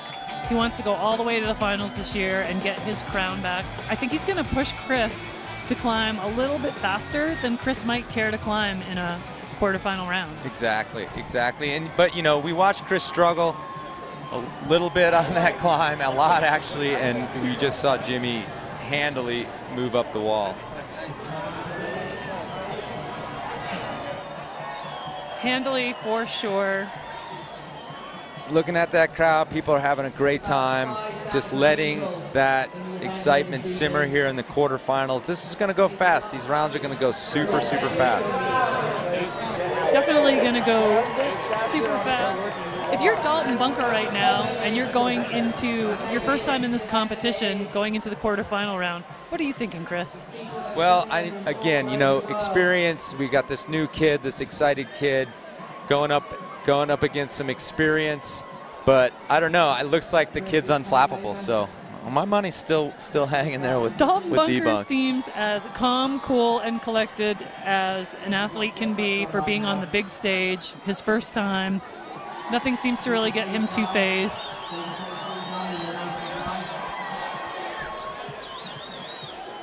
Okay, so we've got Pete Lowe coming to the booth, and we've also got the first round of the quarterfinals getting sorted out. So maybe Pete can help us do a little analysis of this thing. How are you? Welcome to the booth, Pete. Thank you. Yeah, so we'll talk to you a little bit about your experience. These guys are getting started. Jimmy Webb, I don't know, that first round was amazing. Total badass. This is going to be awesome. Chris and Jimmy, two of the best. But Jimmy knows that he can't make a mistake against Chris Sharma, because Chris Sharma can take advantage of that mistake and go all the way to the top of the wall. So while these guys are getting started, what'd you think of your round? You look like, I mean, you guys get the Spirit Award, talking to each other up there. I think that's kind of a first, that kind of conversation. How are you guys doing up there? Josh was nice enough to wait for me. Before we went, he said, okay, we're getting in the knee bars together. And I said, okay, dude, but just give me a few seconds because it's going to take a while. And then we got there and we decided we'd do a countdown. I'm sitting in the knee bar and I said, how much longer, Josh? And he goes, 10 minutes. I said, okay, I got 10 seconds. Okay, so then we did the countdown. It was great fun. Love doing them with such a great bunch of guys. Jimmy and Chris are off to a close start. Jimmy is edging ahead right now. He's one of the most familiar with this wall athletes, and it's showing right now. Super poised, super strong. No problem with the high-risk move, Chris. Yeah, how'd you feel about those dynos up there, Pete? It's all about committing. You got to just jump hard, just like Chris did, slap those things, and keep moving. The dyno's not the hardest part over the lip, right where Jimmy's getting to at this time. Like, it's just powerful, and you're drained at that point. This is a long lock-off right there. I tell you, I can't tell you much beyond that because I fell there. And I mean, Jimmy Webb, let's not forget, Chris Sharma is 2 body lengths below him. Chris Sharma. This is, Jimmy Webb just did a jaw-dropping round. Again, Chris, he threw down. He showed his other competitors that they are going to have to do everything they can do if they have a chance at him. Yeah, I can't see another competitor. Jimmy's a beast, but you've got some of these young kids coming up on him as well, and they're just extremely fit. So this will be fun to watch the finals there. Do you want to repeat for us what you just said? Yeah, I said Jimmy's a total beast, but these young kids, they're so fit, and it'll be really fun to watch how they charge up this wall. It's going to be a good time. Yeah, so Sharma just topped out the wall. He's got to feel good about that. Just got kind of smoked by Jimmy Webb, but you know, I don't know if anybody's going to be able to touch that guy. The only thing I can think of, because he's so controlled, is somebody's just going to have to fling themselves at that wall going Mach 10 to try to just do everything they can to scramble past Jimmy Webb. Don't rule out Ben Hanna. He did You'll go to see some guys flinging themselves at that wall. Ben Hanna's been to the top of this wall twice. The only athlete I have seen climb faster on this wall than Jimmy Webb is Sean McCall from Canada. He put down some amazing heats when he was here. I don't know, you know, it's interesting talking to these athletes. This is my first time climbing on the big boy wall. But they've mentioned this setup this year has been one of the more challenging, so that could also be a reason for a little slower times. So what's it like climbing in front of this hometown crowd? Because, you know, they're definitely going crazy for you local guys. You know, I was so nervous of just not falling on my face when I would jump for that dyno that I really wasn't thinking too much about the crowd. And then, but then when we got into the knee bars, we heard everybody go crazy. It was really fun.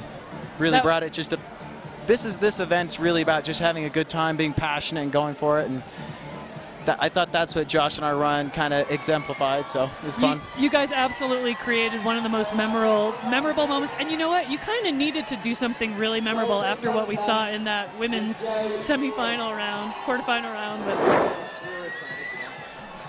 we were excited to do that, and like when I was chatting with you before, when I said, you asked me whether I was the dark horse, and I said, yeah, I'm the black horse. I realized the least I can do is try to put on a show, so. You guys put on a great show, and it was a great, really fun heat to watch, and it looked like you were having a good time. So fastest time so far on the wall, 104 by Ben Hanna. And again, that's gonna, the speed is the only thing I think that can get past Jimmy Webb if there's anything. So hopefully these guys are coming up with some sort of strategy, but they got to get to that round. So right now we got Dalton Bunker back on the wall. Dalton Bunker is going to be climbing against Joe Diaz, who put down the 4th fastest time during seeding. Dalton was the 3rd fastest seed. This is going to be a really close match, Chris. Look for them to go really fast. Okay, Pete, thanks for coming over and giving us what we needed, and I'm glad you had a great round. Super fun to see Pete climb with such poise and enjoyment his first time on this wall.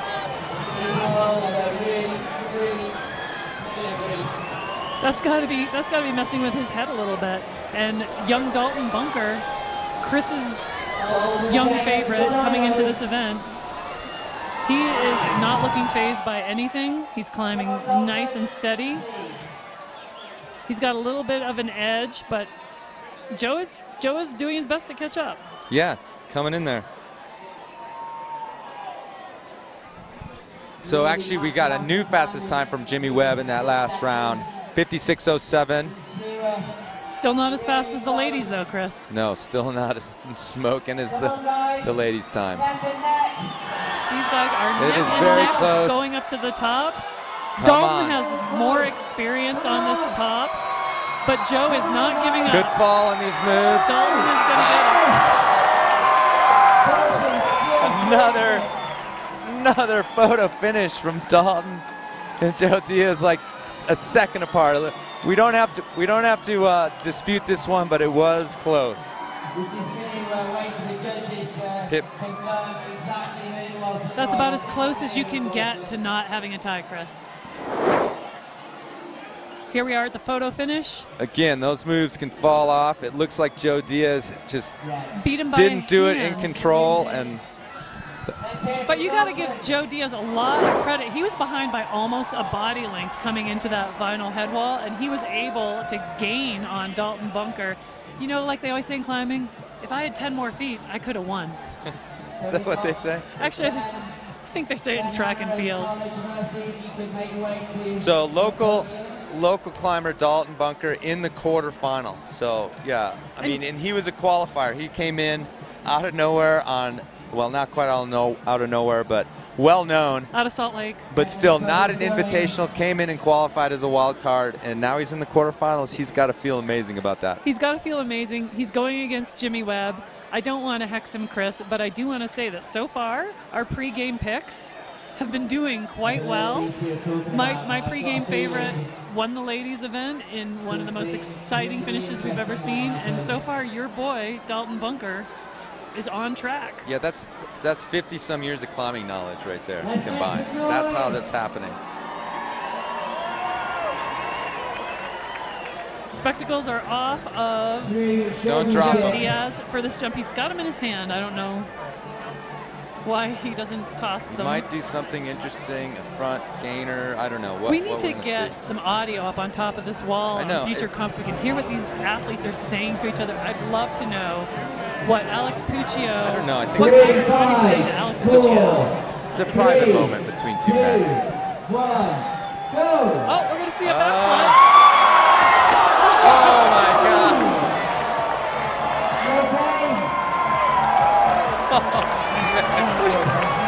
Okay, some entertainment value out of these guys. We've got our MC, Tim Emmett, showing some concern for Joe Diaz, who does not look at all phase. Double or 2.5, Chris? I guess you can hit that water flat and survive, because that's just what Joe did. There's two. Oh. Well done, sir. Well done. Well, Chris, we said the men were going to have to really put something exciting, show us something exciting to top what we saw in that women's event, and they are delivering. Yeah, this is just a great 50 year at Psicobloc. It's almost like these competitors have learned how to entertain at this thing. The crowd's got to be so appreciative. I mean, he just risked his life and limb to give us a double backflip. All right. Chris, it almost looks like they're having fun. Ben Hanna, who was our fastest time in the first round, going against Carlo Traversi, who is no stranger to speed. Carlo can move fast. Let's hear it for Carlo.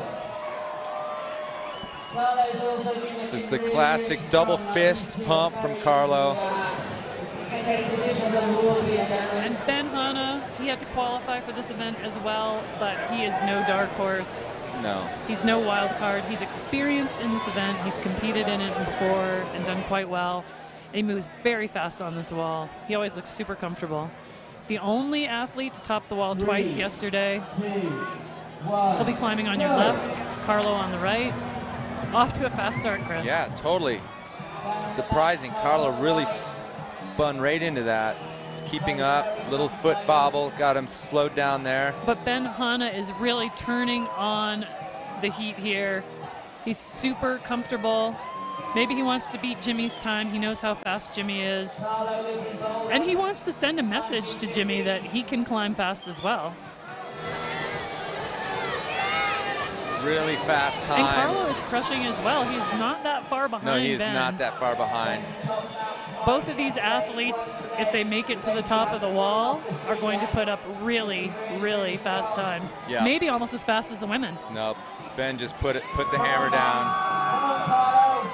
Here we are on that last risk move. Not a problem for Ben Hanna. I'm telling you, that Ben Hanna has that last move dialed better than any of the other competitors. And Ben Hanna has that 6th gear like we saw with Kyra Condi.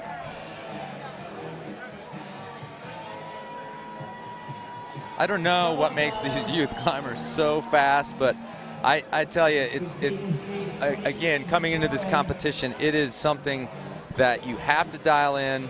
It's not something you use outdoors. It's not even something you use in a lot of competitions. Well, so the speed aspect, it's just something that they must just have on lockdown. I can't speak specifically to Ben Hanna's experience, Chris, but I can say that a lot of these youth competitors do have experience speed climbing, because since they have started doing the youth program, speed is always a part of it.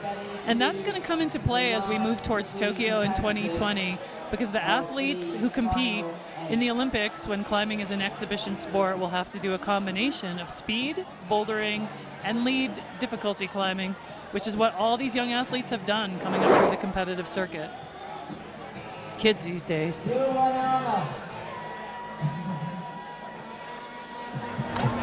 Carlo into the pool. When's the last time you speed climbed, Chris?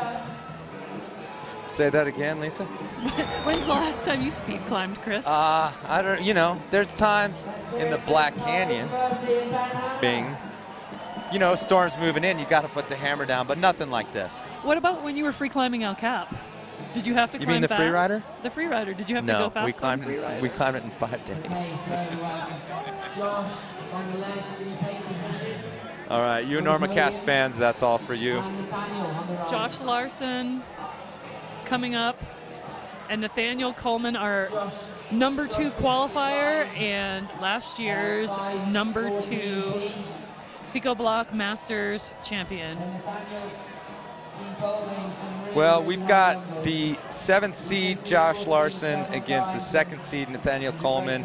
I mean, I just think that Nathaniel Coleman is so strong. He's a contender for this. He's a consummate competitor. I don't know. I have to give this round to him, but Josh Larson put in a performance against Pete. They had a lot of fun, and, you know, I can't count him out either.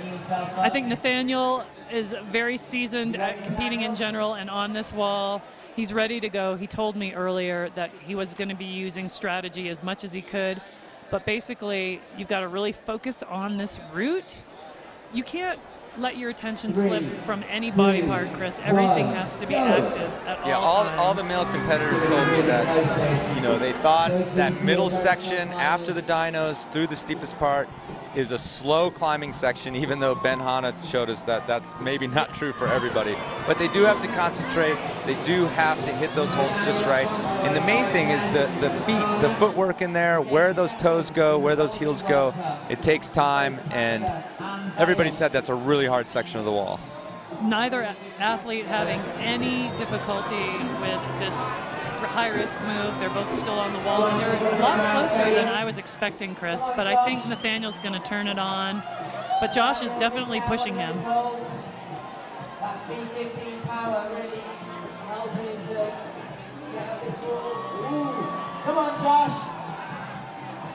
Josh Larson trying to keep up here. Nathaniel's gonna just take it down, although he did fall off that move last night one time. He had to go to the top this time. That was not a particularly fast heat compared to what we saw with Jimmy Webb, 56 seconds, and Ben Hanna, 53 seconds in their rounds.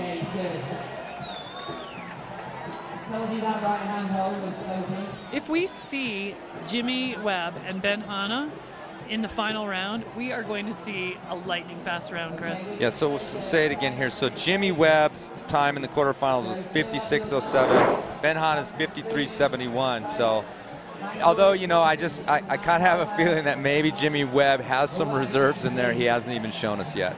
We have not seen Jimmy Webb really be pushed on this wall yet. I don't think we really saw Ben Hanna being pushed, but in his previous round, he definitely had a closer competitor than we've seen. Has anyone even been 2 body lengths with Jimmy Webb? Well, and also with Nathaniel Coleman, we saw him drop off the wall after he knew he had won. One of the only competitors, or first competitors, to do that on purpose as a strategy to save energy. And to save his man bun. And yeah, absolutely. Although it comes out when he gets out of the pool. But nevertheless, my point being that just because Nathaniel wasn't fast on that round doesn't mean he can't go fast, because if he's looking down and seeing that he's ahead of his competitor, why turn on the heat? Why waste energy going as fast as you can when you simply don't have to? So don't count him out of the speed round either. I agree, Chris, and Nathaniel did tell me that this year he was going to try to use a little bit of strategy and use minimal amount of energy in these early rounds. Here's our bracket going into the semifinals. We have Speed Demon Jimmy Webb against Chris's favorite Dalton Bunker. Yeah, and this is, you know, I just have a feeling this is going to be one of the exciting rounds of the men's course, but also maybe of the competition. So we'll see what happens. But, you know, Ben Hanna, Nathaniel Coleman, it's going to be an interesting round too. Nathaniel is just not going to give up. He is going to do everything he can to top this one out this year. Neither one of those athletes are going to give an inch. The only thing that we could see happen, Chris, is if they push each other to go out too fast of a start on that slightly vertical section. The feet are terrible. It's really hard to keep your feet on if you're not paying good attention to your body tension.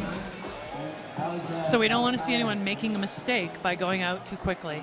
Okay, so, you know, my comment about Nathaniel being a little slower on that was completely off base, because yesterday his best time was 1:40 and his heat just now was 58:39, so a little slower than those other times, but right in there, sub 1 minute. And again, he's got reserves. He just wasn't using them.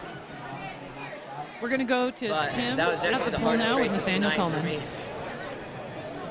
Well, we're getting out with the big players now. You know, these are some of the best climbers in the world, so it's no joke. Do you fancy your chances to win it? I don't want to jinx myself.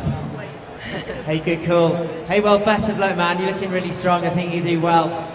Thanks a lot. Sweet.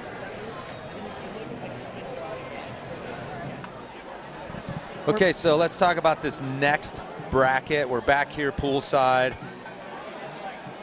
We got Jimmy Webb, Dalton Bunker coming up.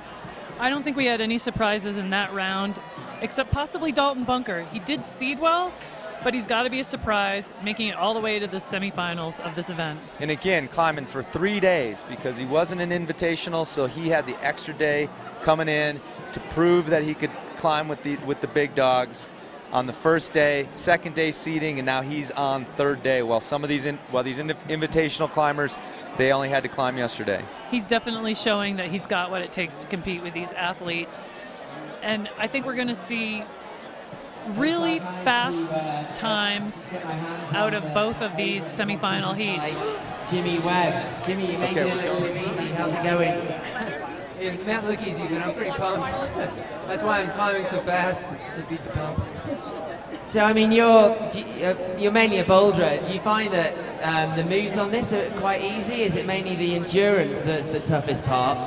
I think it's mainly the endurance. There's definitely some hard moves for sure, but all these guys are so strong. I mean, half the moves aren't very hard for any of them, you know, so it's just really about how fast you can go up and not get bumped and not fall.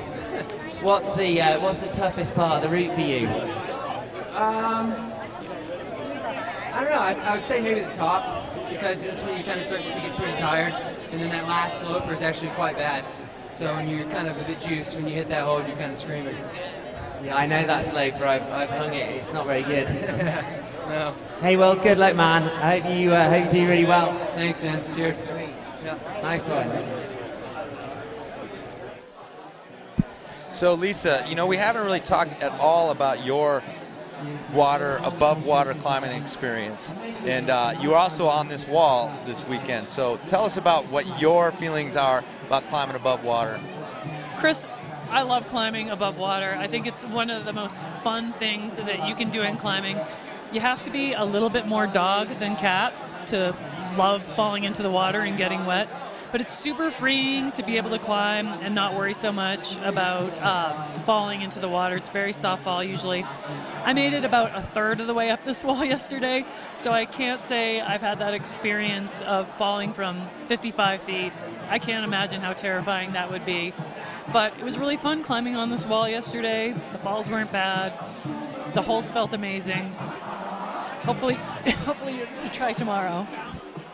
Yeah, and we've been making a big deal out of that, but I think that especially down when we get to these quarterfinal rounds, you know, the competitors are up there and just so focused on getting to the top of the wall, executing everything as best they can. I can't imagine that any longer in these quarterfinals and final round that it's really something that's in their head. And obviously, Joe Diaz just proved that you can hit that water sideways, upside down, and totally survive. Yeah, you just have to throw a double gainer in, Chris.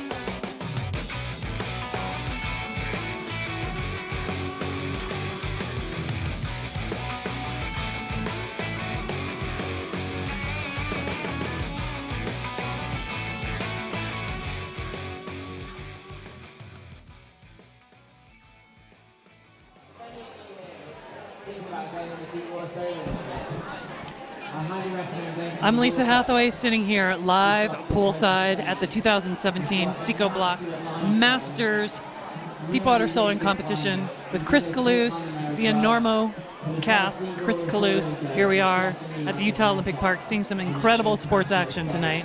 Yeah, and actually we're getting close to the end. I can't believe actually I've been down here commentating on number 5.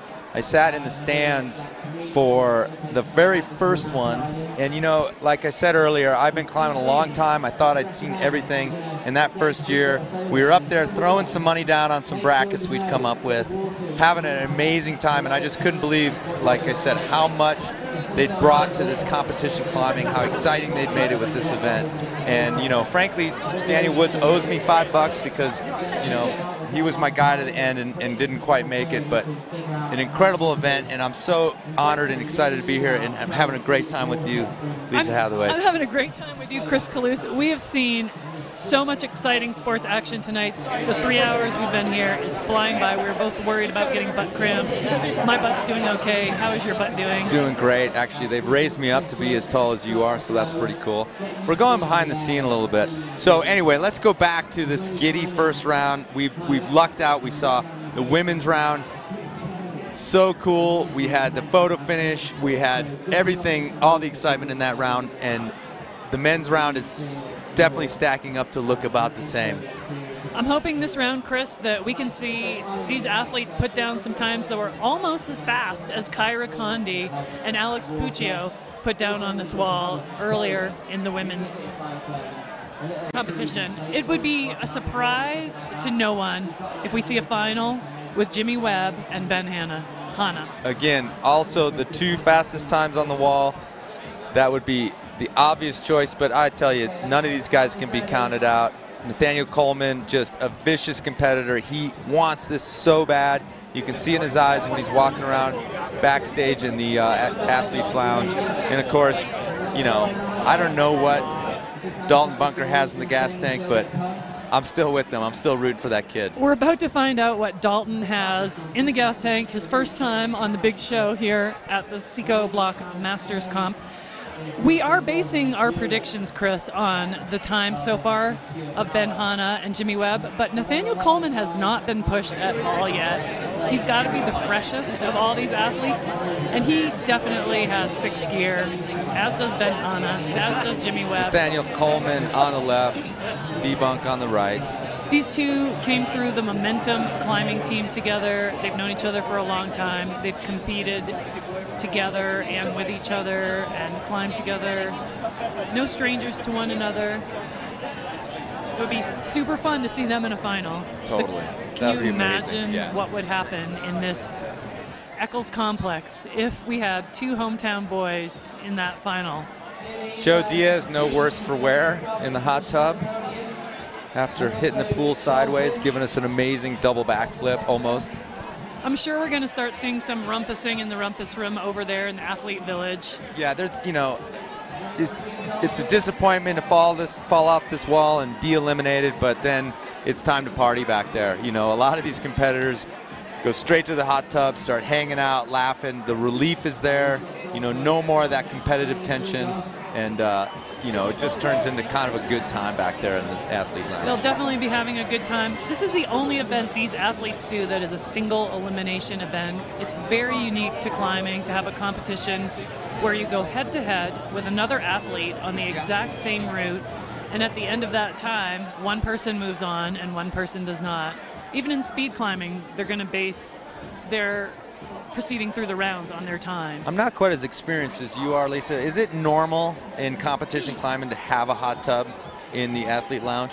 Unfortunately, back in my day, Chris, we were lucky if we had running water, but no, I would have loved to have had a hot tub back in the old days. We're getting ready to roll into this semifinal round. This is going to be so exciting. Okay, Jimmy Webb on the left. Your Dalton boy Bunker Dalton on the right. Bunker on the right. I'm anticipating a really, really fast run. I think Dalton's going to push Jimmy to go even faster. I'm not making any predictions. I'm not jinxing anybody on this one. I don't want to jinx anybody, but Jimmy is moving so fast and he's moving so Slight edge confidently. against Dalton. And in a big opening it up a little bit with experience. Dalton Bunker had a little bit of a foot slip there before he had to set up for the dyno, but he sent that dyno with no problem. Working through the double fangs. Jimmy Webb is flying. Smoking up this wall. Jimmy's edging him slowly but surely, getting half body length. But Dalton is not giving up, No, Chris. He is right no. on his heels. Yeah. Jimmy is making this route look easy. Yeah. He's got that high-risk move at the top, down, no problem. He's over the top. He does not even Come on, look out of Dalton's breath. got to finish for pride and honor. Jimmy Webb, 2-time champion, one time was a conditional championship when the 2015 event had to be canceled due to lightning and rain. And Jimmy Webb was one of the athletes who was almost struck by lightning on the wall. He's not showing any concern about that now. It's a beautiful night, and he sat up there and waited for Dalton to finish. They're going to jump off together, Chris. That was an amazing round. Not anything that we didn't expect. You know, again, still the man to beat. We don't know what's going to happen in the next round, but Jimmy Webb is making this thing look It's his easy. to lose at this point, Chris, I would say.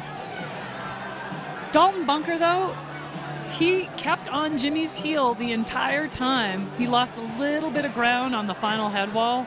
Not as familiar with the top of the wall as Jimmy Webb was. But he kept Jimmy Webb honest in this round, I think, Chris. Absolutely. And the last two competitors of the semi-finals, Ben Hanna, please make your way to the stage. Jimmy Webb up there on the top of the wall. cheering on Dalton Bunker because, like we said many times during this broadcast, Chris, the camaraderie in this sport, it goes beyond the crags and it goes to the competitions. Yeah, and this competition is just filled with so much just primal fun. You know, climbing above a pool, just going for it, throwing tricks. Some of these kids throwing tricks off the top of the wall. It's, you know, there's just so much fun involved in this thing. All these competitors talk about coming here each year. The ones that have been before come back just ready to have a good time. The only thing that could make this event better, Chris, is if it was above the warm waters of the Mediterranean on the coast of Majorca, where deep water soloing got its origins. Okay, so the next section of the finals, Ben Hanna, Nathaniel Coleman. I think this round, Chris, is anybody's to win. Both of these athletes have every bit of potential to win. There's no favorite in this round. Nathaniel wants to vanquish the demons of 2016, narrowly losing in the finals to Jan Hoya. But Ben Hanna, he's super fast, he's super composed. Looks like Jimmy Webb shaved another 10 seconds off of his time, so he's getting faster and faster each round, down to 46:27. And, you know, again, like I said, there's reserves in there. We don't know how deep they go. Whoever wins this round is going to have to go up against that. We could see 45 seconds in this round right here, Chris. But in the moment, they're just worried about winning this round, getting through to it, and then they'll deal with Jimmy Webb. Challenge. 3, 2, 1, go! Nathaniel Coleman and Ben Hanna off to a neck-and-neck start, just like we expect. But these athletes are moving so fast.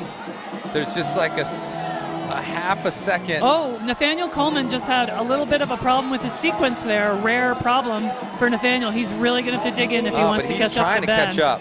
He's trying, but Ben has got this route in lockdown, the only athlete to make it to the top of the wall in every round, and he is showing that prowess now. Keep in mind, too, that they're making it look easy, but they can fall off. So and they are it's not neck and just neck about again. who's going the fastest. Nathaniel has made up some ground. No, Ben Hanna. Hanna's got the top. No feet necessary for Ben Hanna. He wanted that so badly, Chris. He's pretty happy with that.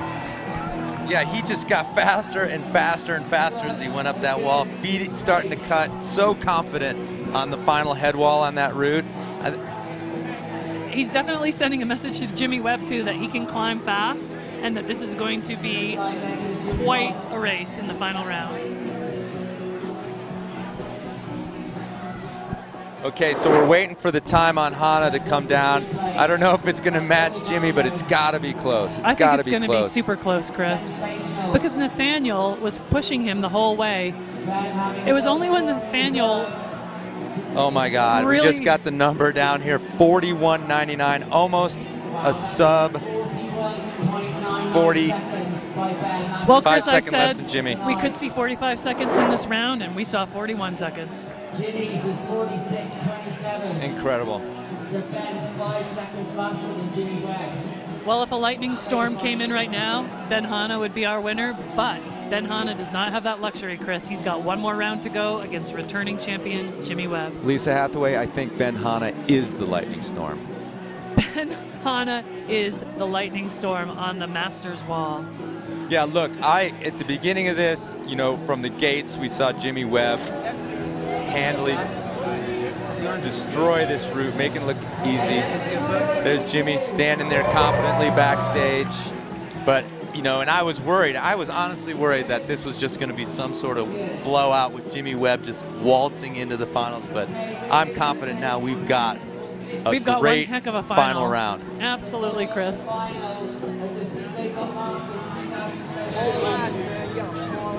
Ben Hanna getting out of the pool. The athletes are going to sit and rest and warm up in the hot tub for a minute. They're going to take a little break before this final round, try to get rid of some lactic acid, and then we're going to see the final we've been waiting for, Chris. Again, Jimmy Webb just stepping down those brackets. I thought it was going to be an easy thing for him, but each competitor pushed him a little harder. He got a little faster, but man, Ben Hanna has got the possibility to take that guy down. Ben Hanna is on fire, and we're going to go to commercial now, Chris, and we'll be right back with this exciting men's final.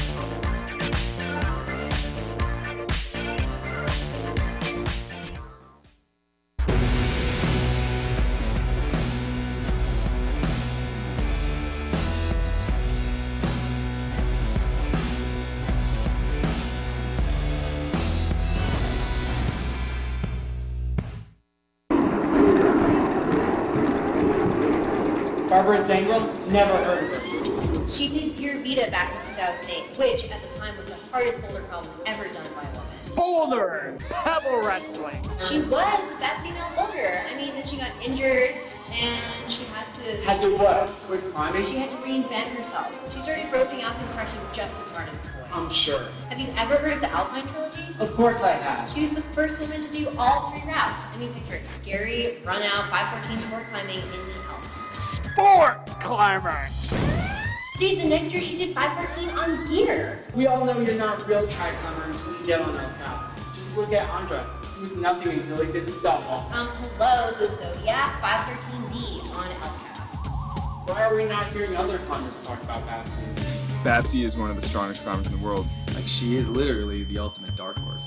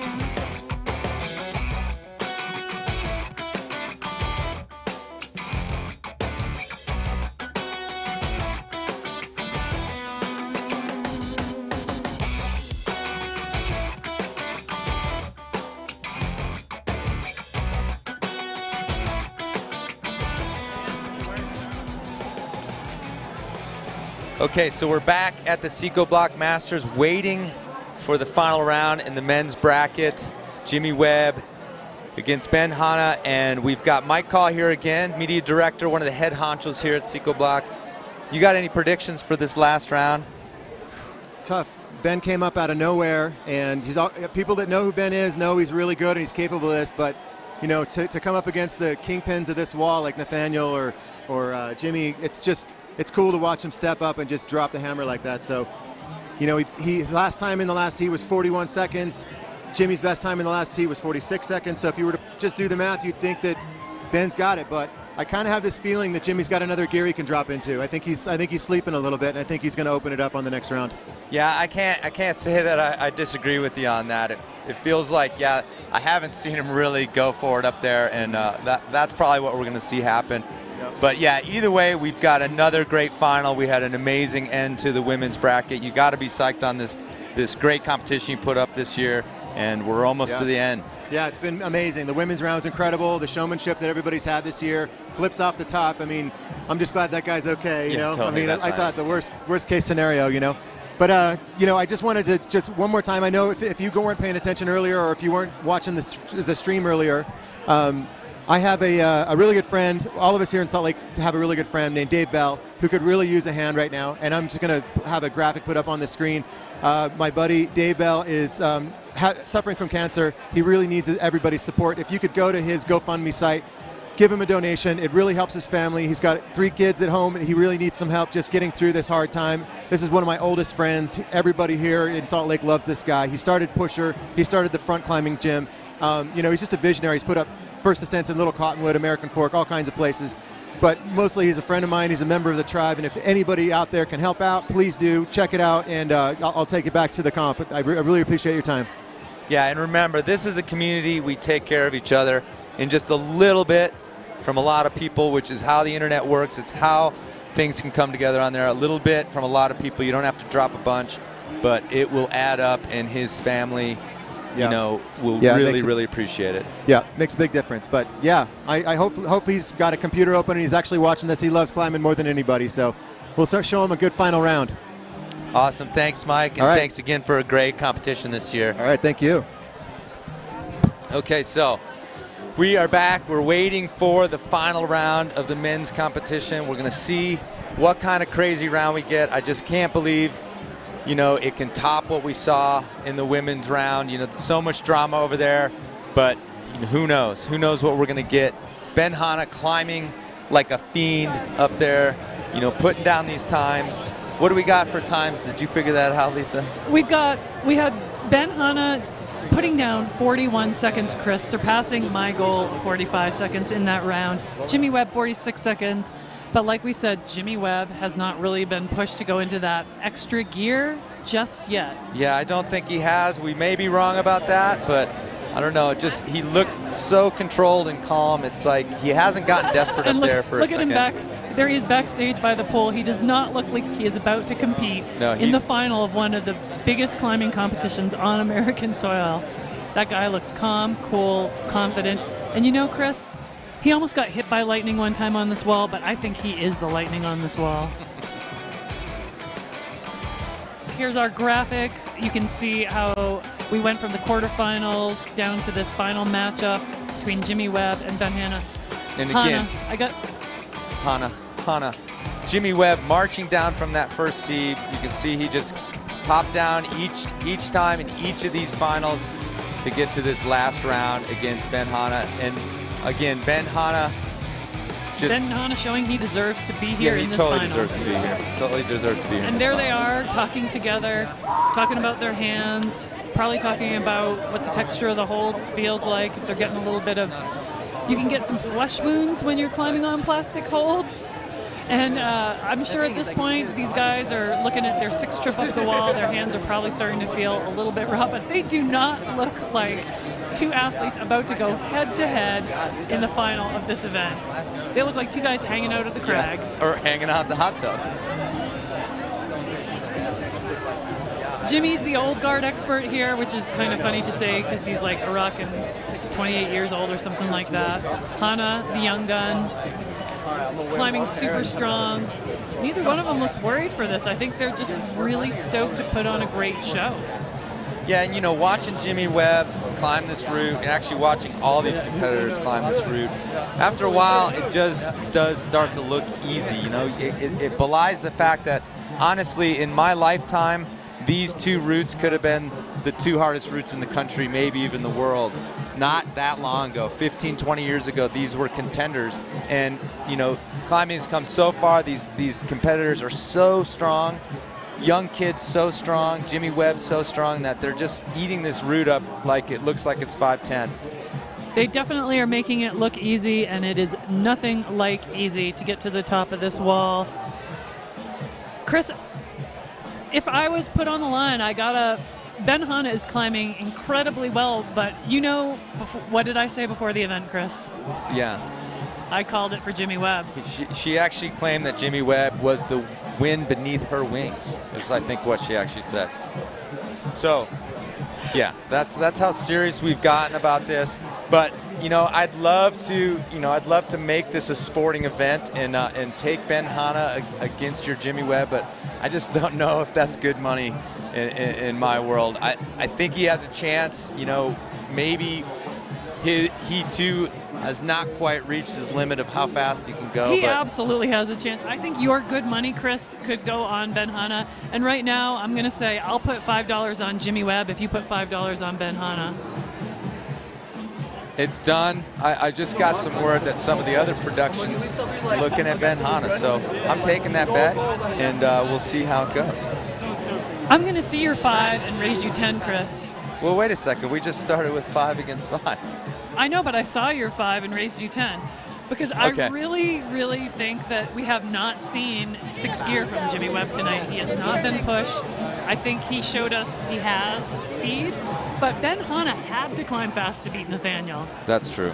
He was pushed. So, all right, I'm going to give a shout out to my boy Sean at Climbing Zine. We were doing brackets the very first year, up in the stands, just having a good time, trying to you know, liven the mood up there and have some fun. So I'm going to take that $10 bet, double digits, Ben Hanna to your Jimmy Webb. Are we good? We're good. I think you owe me anyway, Chris. You definitely owe me money for something. So okay, either way, I'm going to come out a winner in this event. But this crowd is super stoked to have another lightning fast final. We saw a great final in the women's event. We're going to see a great final in the men's event. The music is cranking. People are dancing. There's a disco ball up on the top tier there. You can't see it from our perspective, but I saw it earlier. People are stoked for this to go down. Yeah, in this venue, you know, it was sort of a nexus of the idea, and then I think those guys were presented with this incredible venue. You know, it's so beautiful up here. We've got an amazing night. The Utah Olympic Park is just the perfect place to have this thing happen. And I know they're looking around the world and doing these events elsewhere, but I don't know if they can top this venue. We'll see what happens in the next couple of years. And everybody here who participates in climbing, Chris, has got to be looking down the road to 2020 Tokyo, where climbing is going to be featured as an exhibition sport. And some of the athletes that we are seeing here today that know how to combine speed, difficulty, and bouldering, any one of these athletes we could be seeing in Tokyo in 2020. Yeah, so 2017 Psicobloc Series, Master Series. We're waiting for the finals.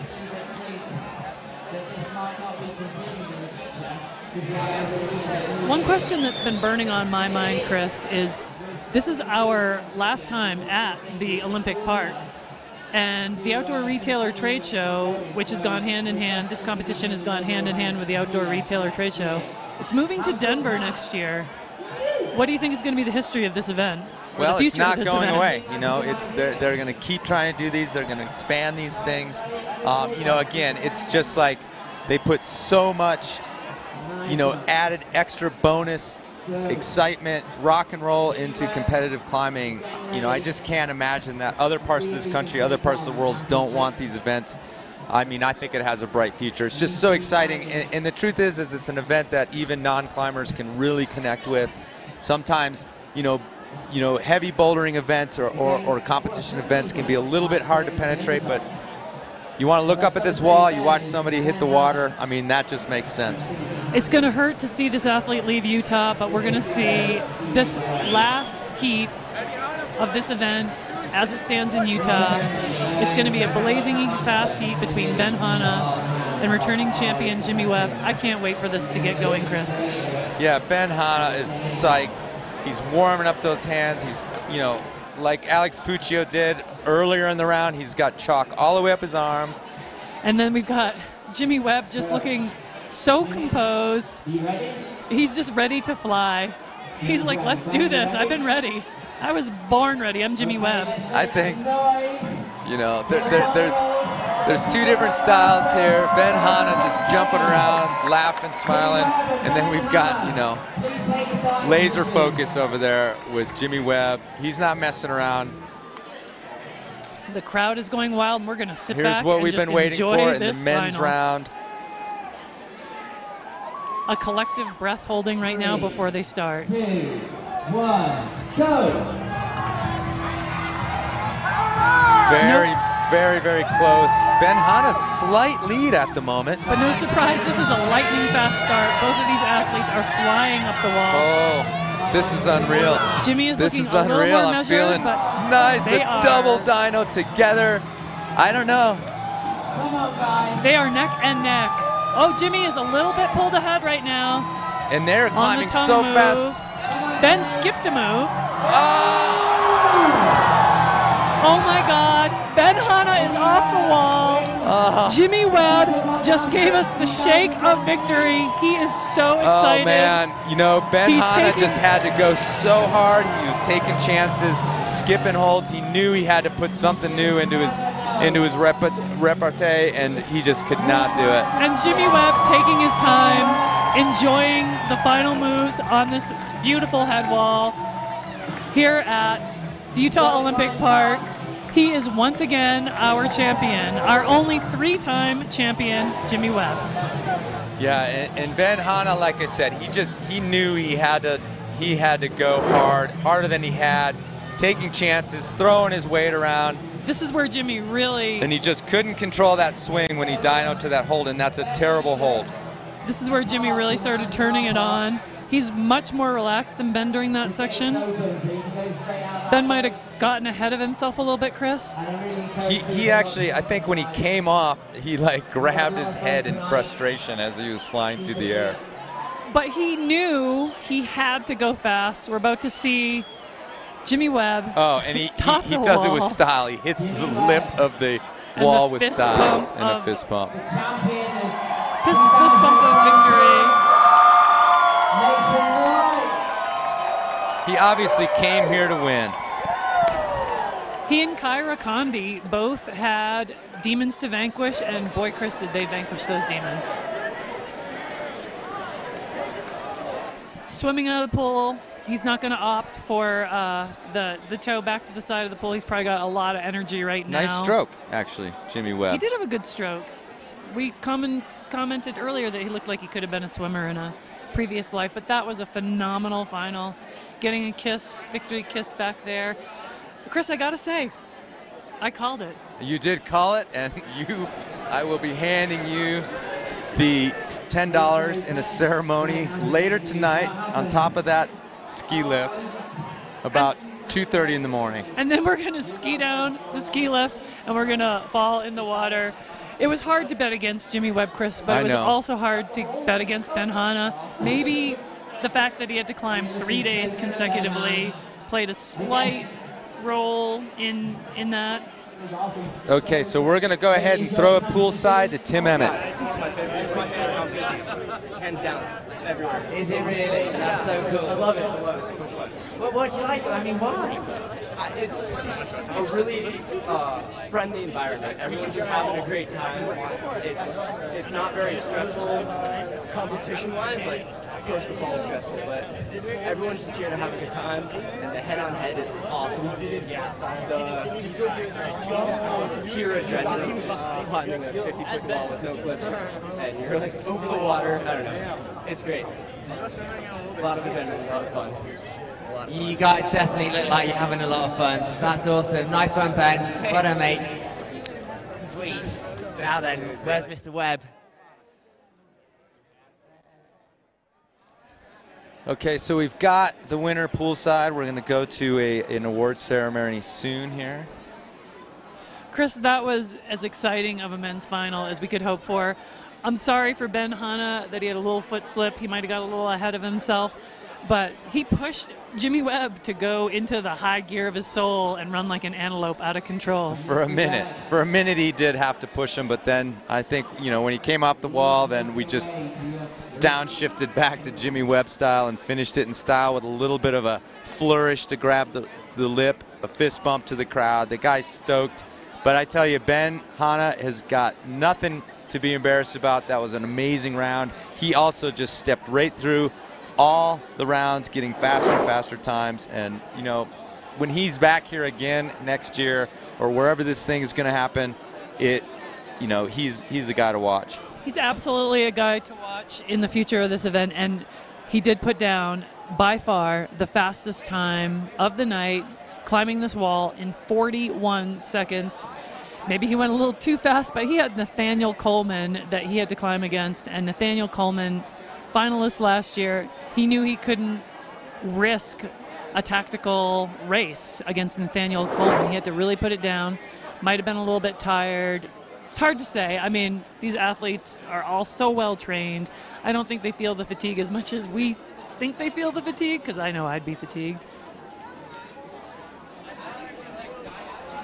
Yeah, and just in that last replay, the look on Jimmy Webb's face when he grabbed the top, this was not something that was super easy for him. Oh, we're going to throw it poolside to Tim Emmett for an interview. Tired. It's like... It's really, really close for most of that climb there. Like, what was going through your mind? I just know Ben's super quick, so just trying to go as fast as I could. And honestly, I got lucky, made a mistake and slipped off. And otherwise, he probably would have whooped my ass. I think you made a little bit of a mistake earlier on, and then he took the lead, and then you managed to get it back. And I mean, what happened there? Honestly, it was so quick. I don't even remember. I just as fast as I could. Make a mistake, you just gotta like think forward, keep going fast, and don't let that play with your head. So how does it feel to be a 3 times champion at the Psicobloc comp? Feels pretty good, yeah. Second one was kind of a jiff, but that was a good win for me, so I'm stoked. I mean, what do you think of this competition? Have you enjoyed yourself here? Yeah, every year I enjoy it, man. It's one of my favorite events to come to. It's different, it's got a different head game to it, you know, it's scary, and I think that's a cool added element to our sport, so it's a great time. Thanks for Chris and everybody for putting it on, and pretty stoked for next year. Hang on a second, do you actually get scared? Jimmy? Yeah, dude, every year I get scared. And you can make a big fall, and you're like, oh yeah, I'm good, I'm fine, it's not even scary anymore, and then next thing you know, it's like, all right guys, climb up on the wall, it's your go, and you're like over there, like chalking up, like, shit, man, I'm kind of scared. Well, it doesn't look like it. Hey, well, can we have a big round of applause for all the male competitors? And Jimmy Webb, champion 2017, Mr. Sharma. Yeah, Jimmy. I mean, thanks to everyone, thanks to all competitors. Just a magical evening, as always. So here's the trophy, man. Thanks, man. Yeah, man. Can't wait for next year. Yeah, dude, for sure. Good job, Jimmy. Thanks, dude. Nice one, Jimmy.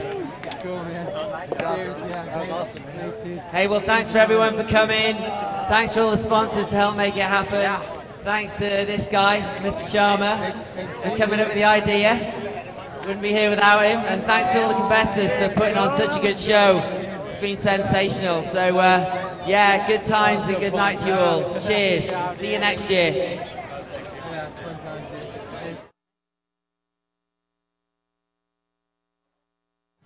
Fun of an event as we could have here at the Utah Olympic Park. Yeah, it was a crazy final for the men's, even crazier finals for the women's. I don't know if I've seen in the 5 years a better event than we had tonight. You know, I'm definitely a little biased because I got to sit here and watch the whole thing up front, but I tell you what, this was an amazing event. We definitely had great seats for this event, Chris, and we got to see the athletes go through all 3 rounds and really change their game as each round went on, from the seeding round yesterday where the athletes were a little more tentative to some of the fastest times we've ever seen on this wall on routes that were not easy.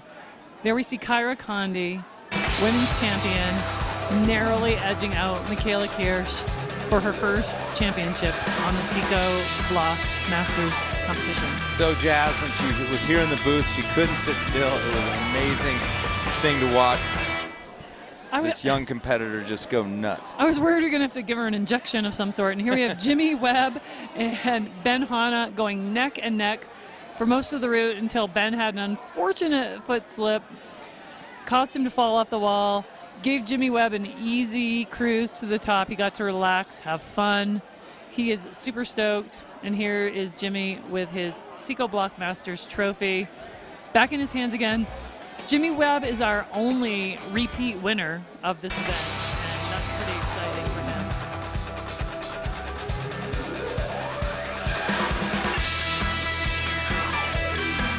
Down here this whole time and comment on this event that I've just been loving for years. What a great event. Great.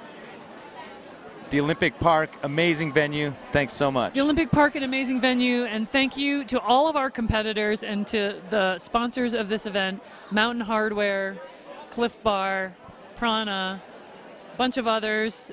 It's been a great event. Thank you so much for having us. I hope you enjoyed this live stream, and we are out. Mic drop.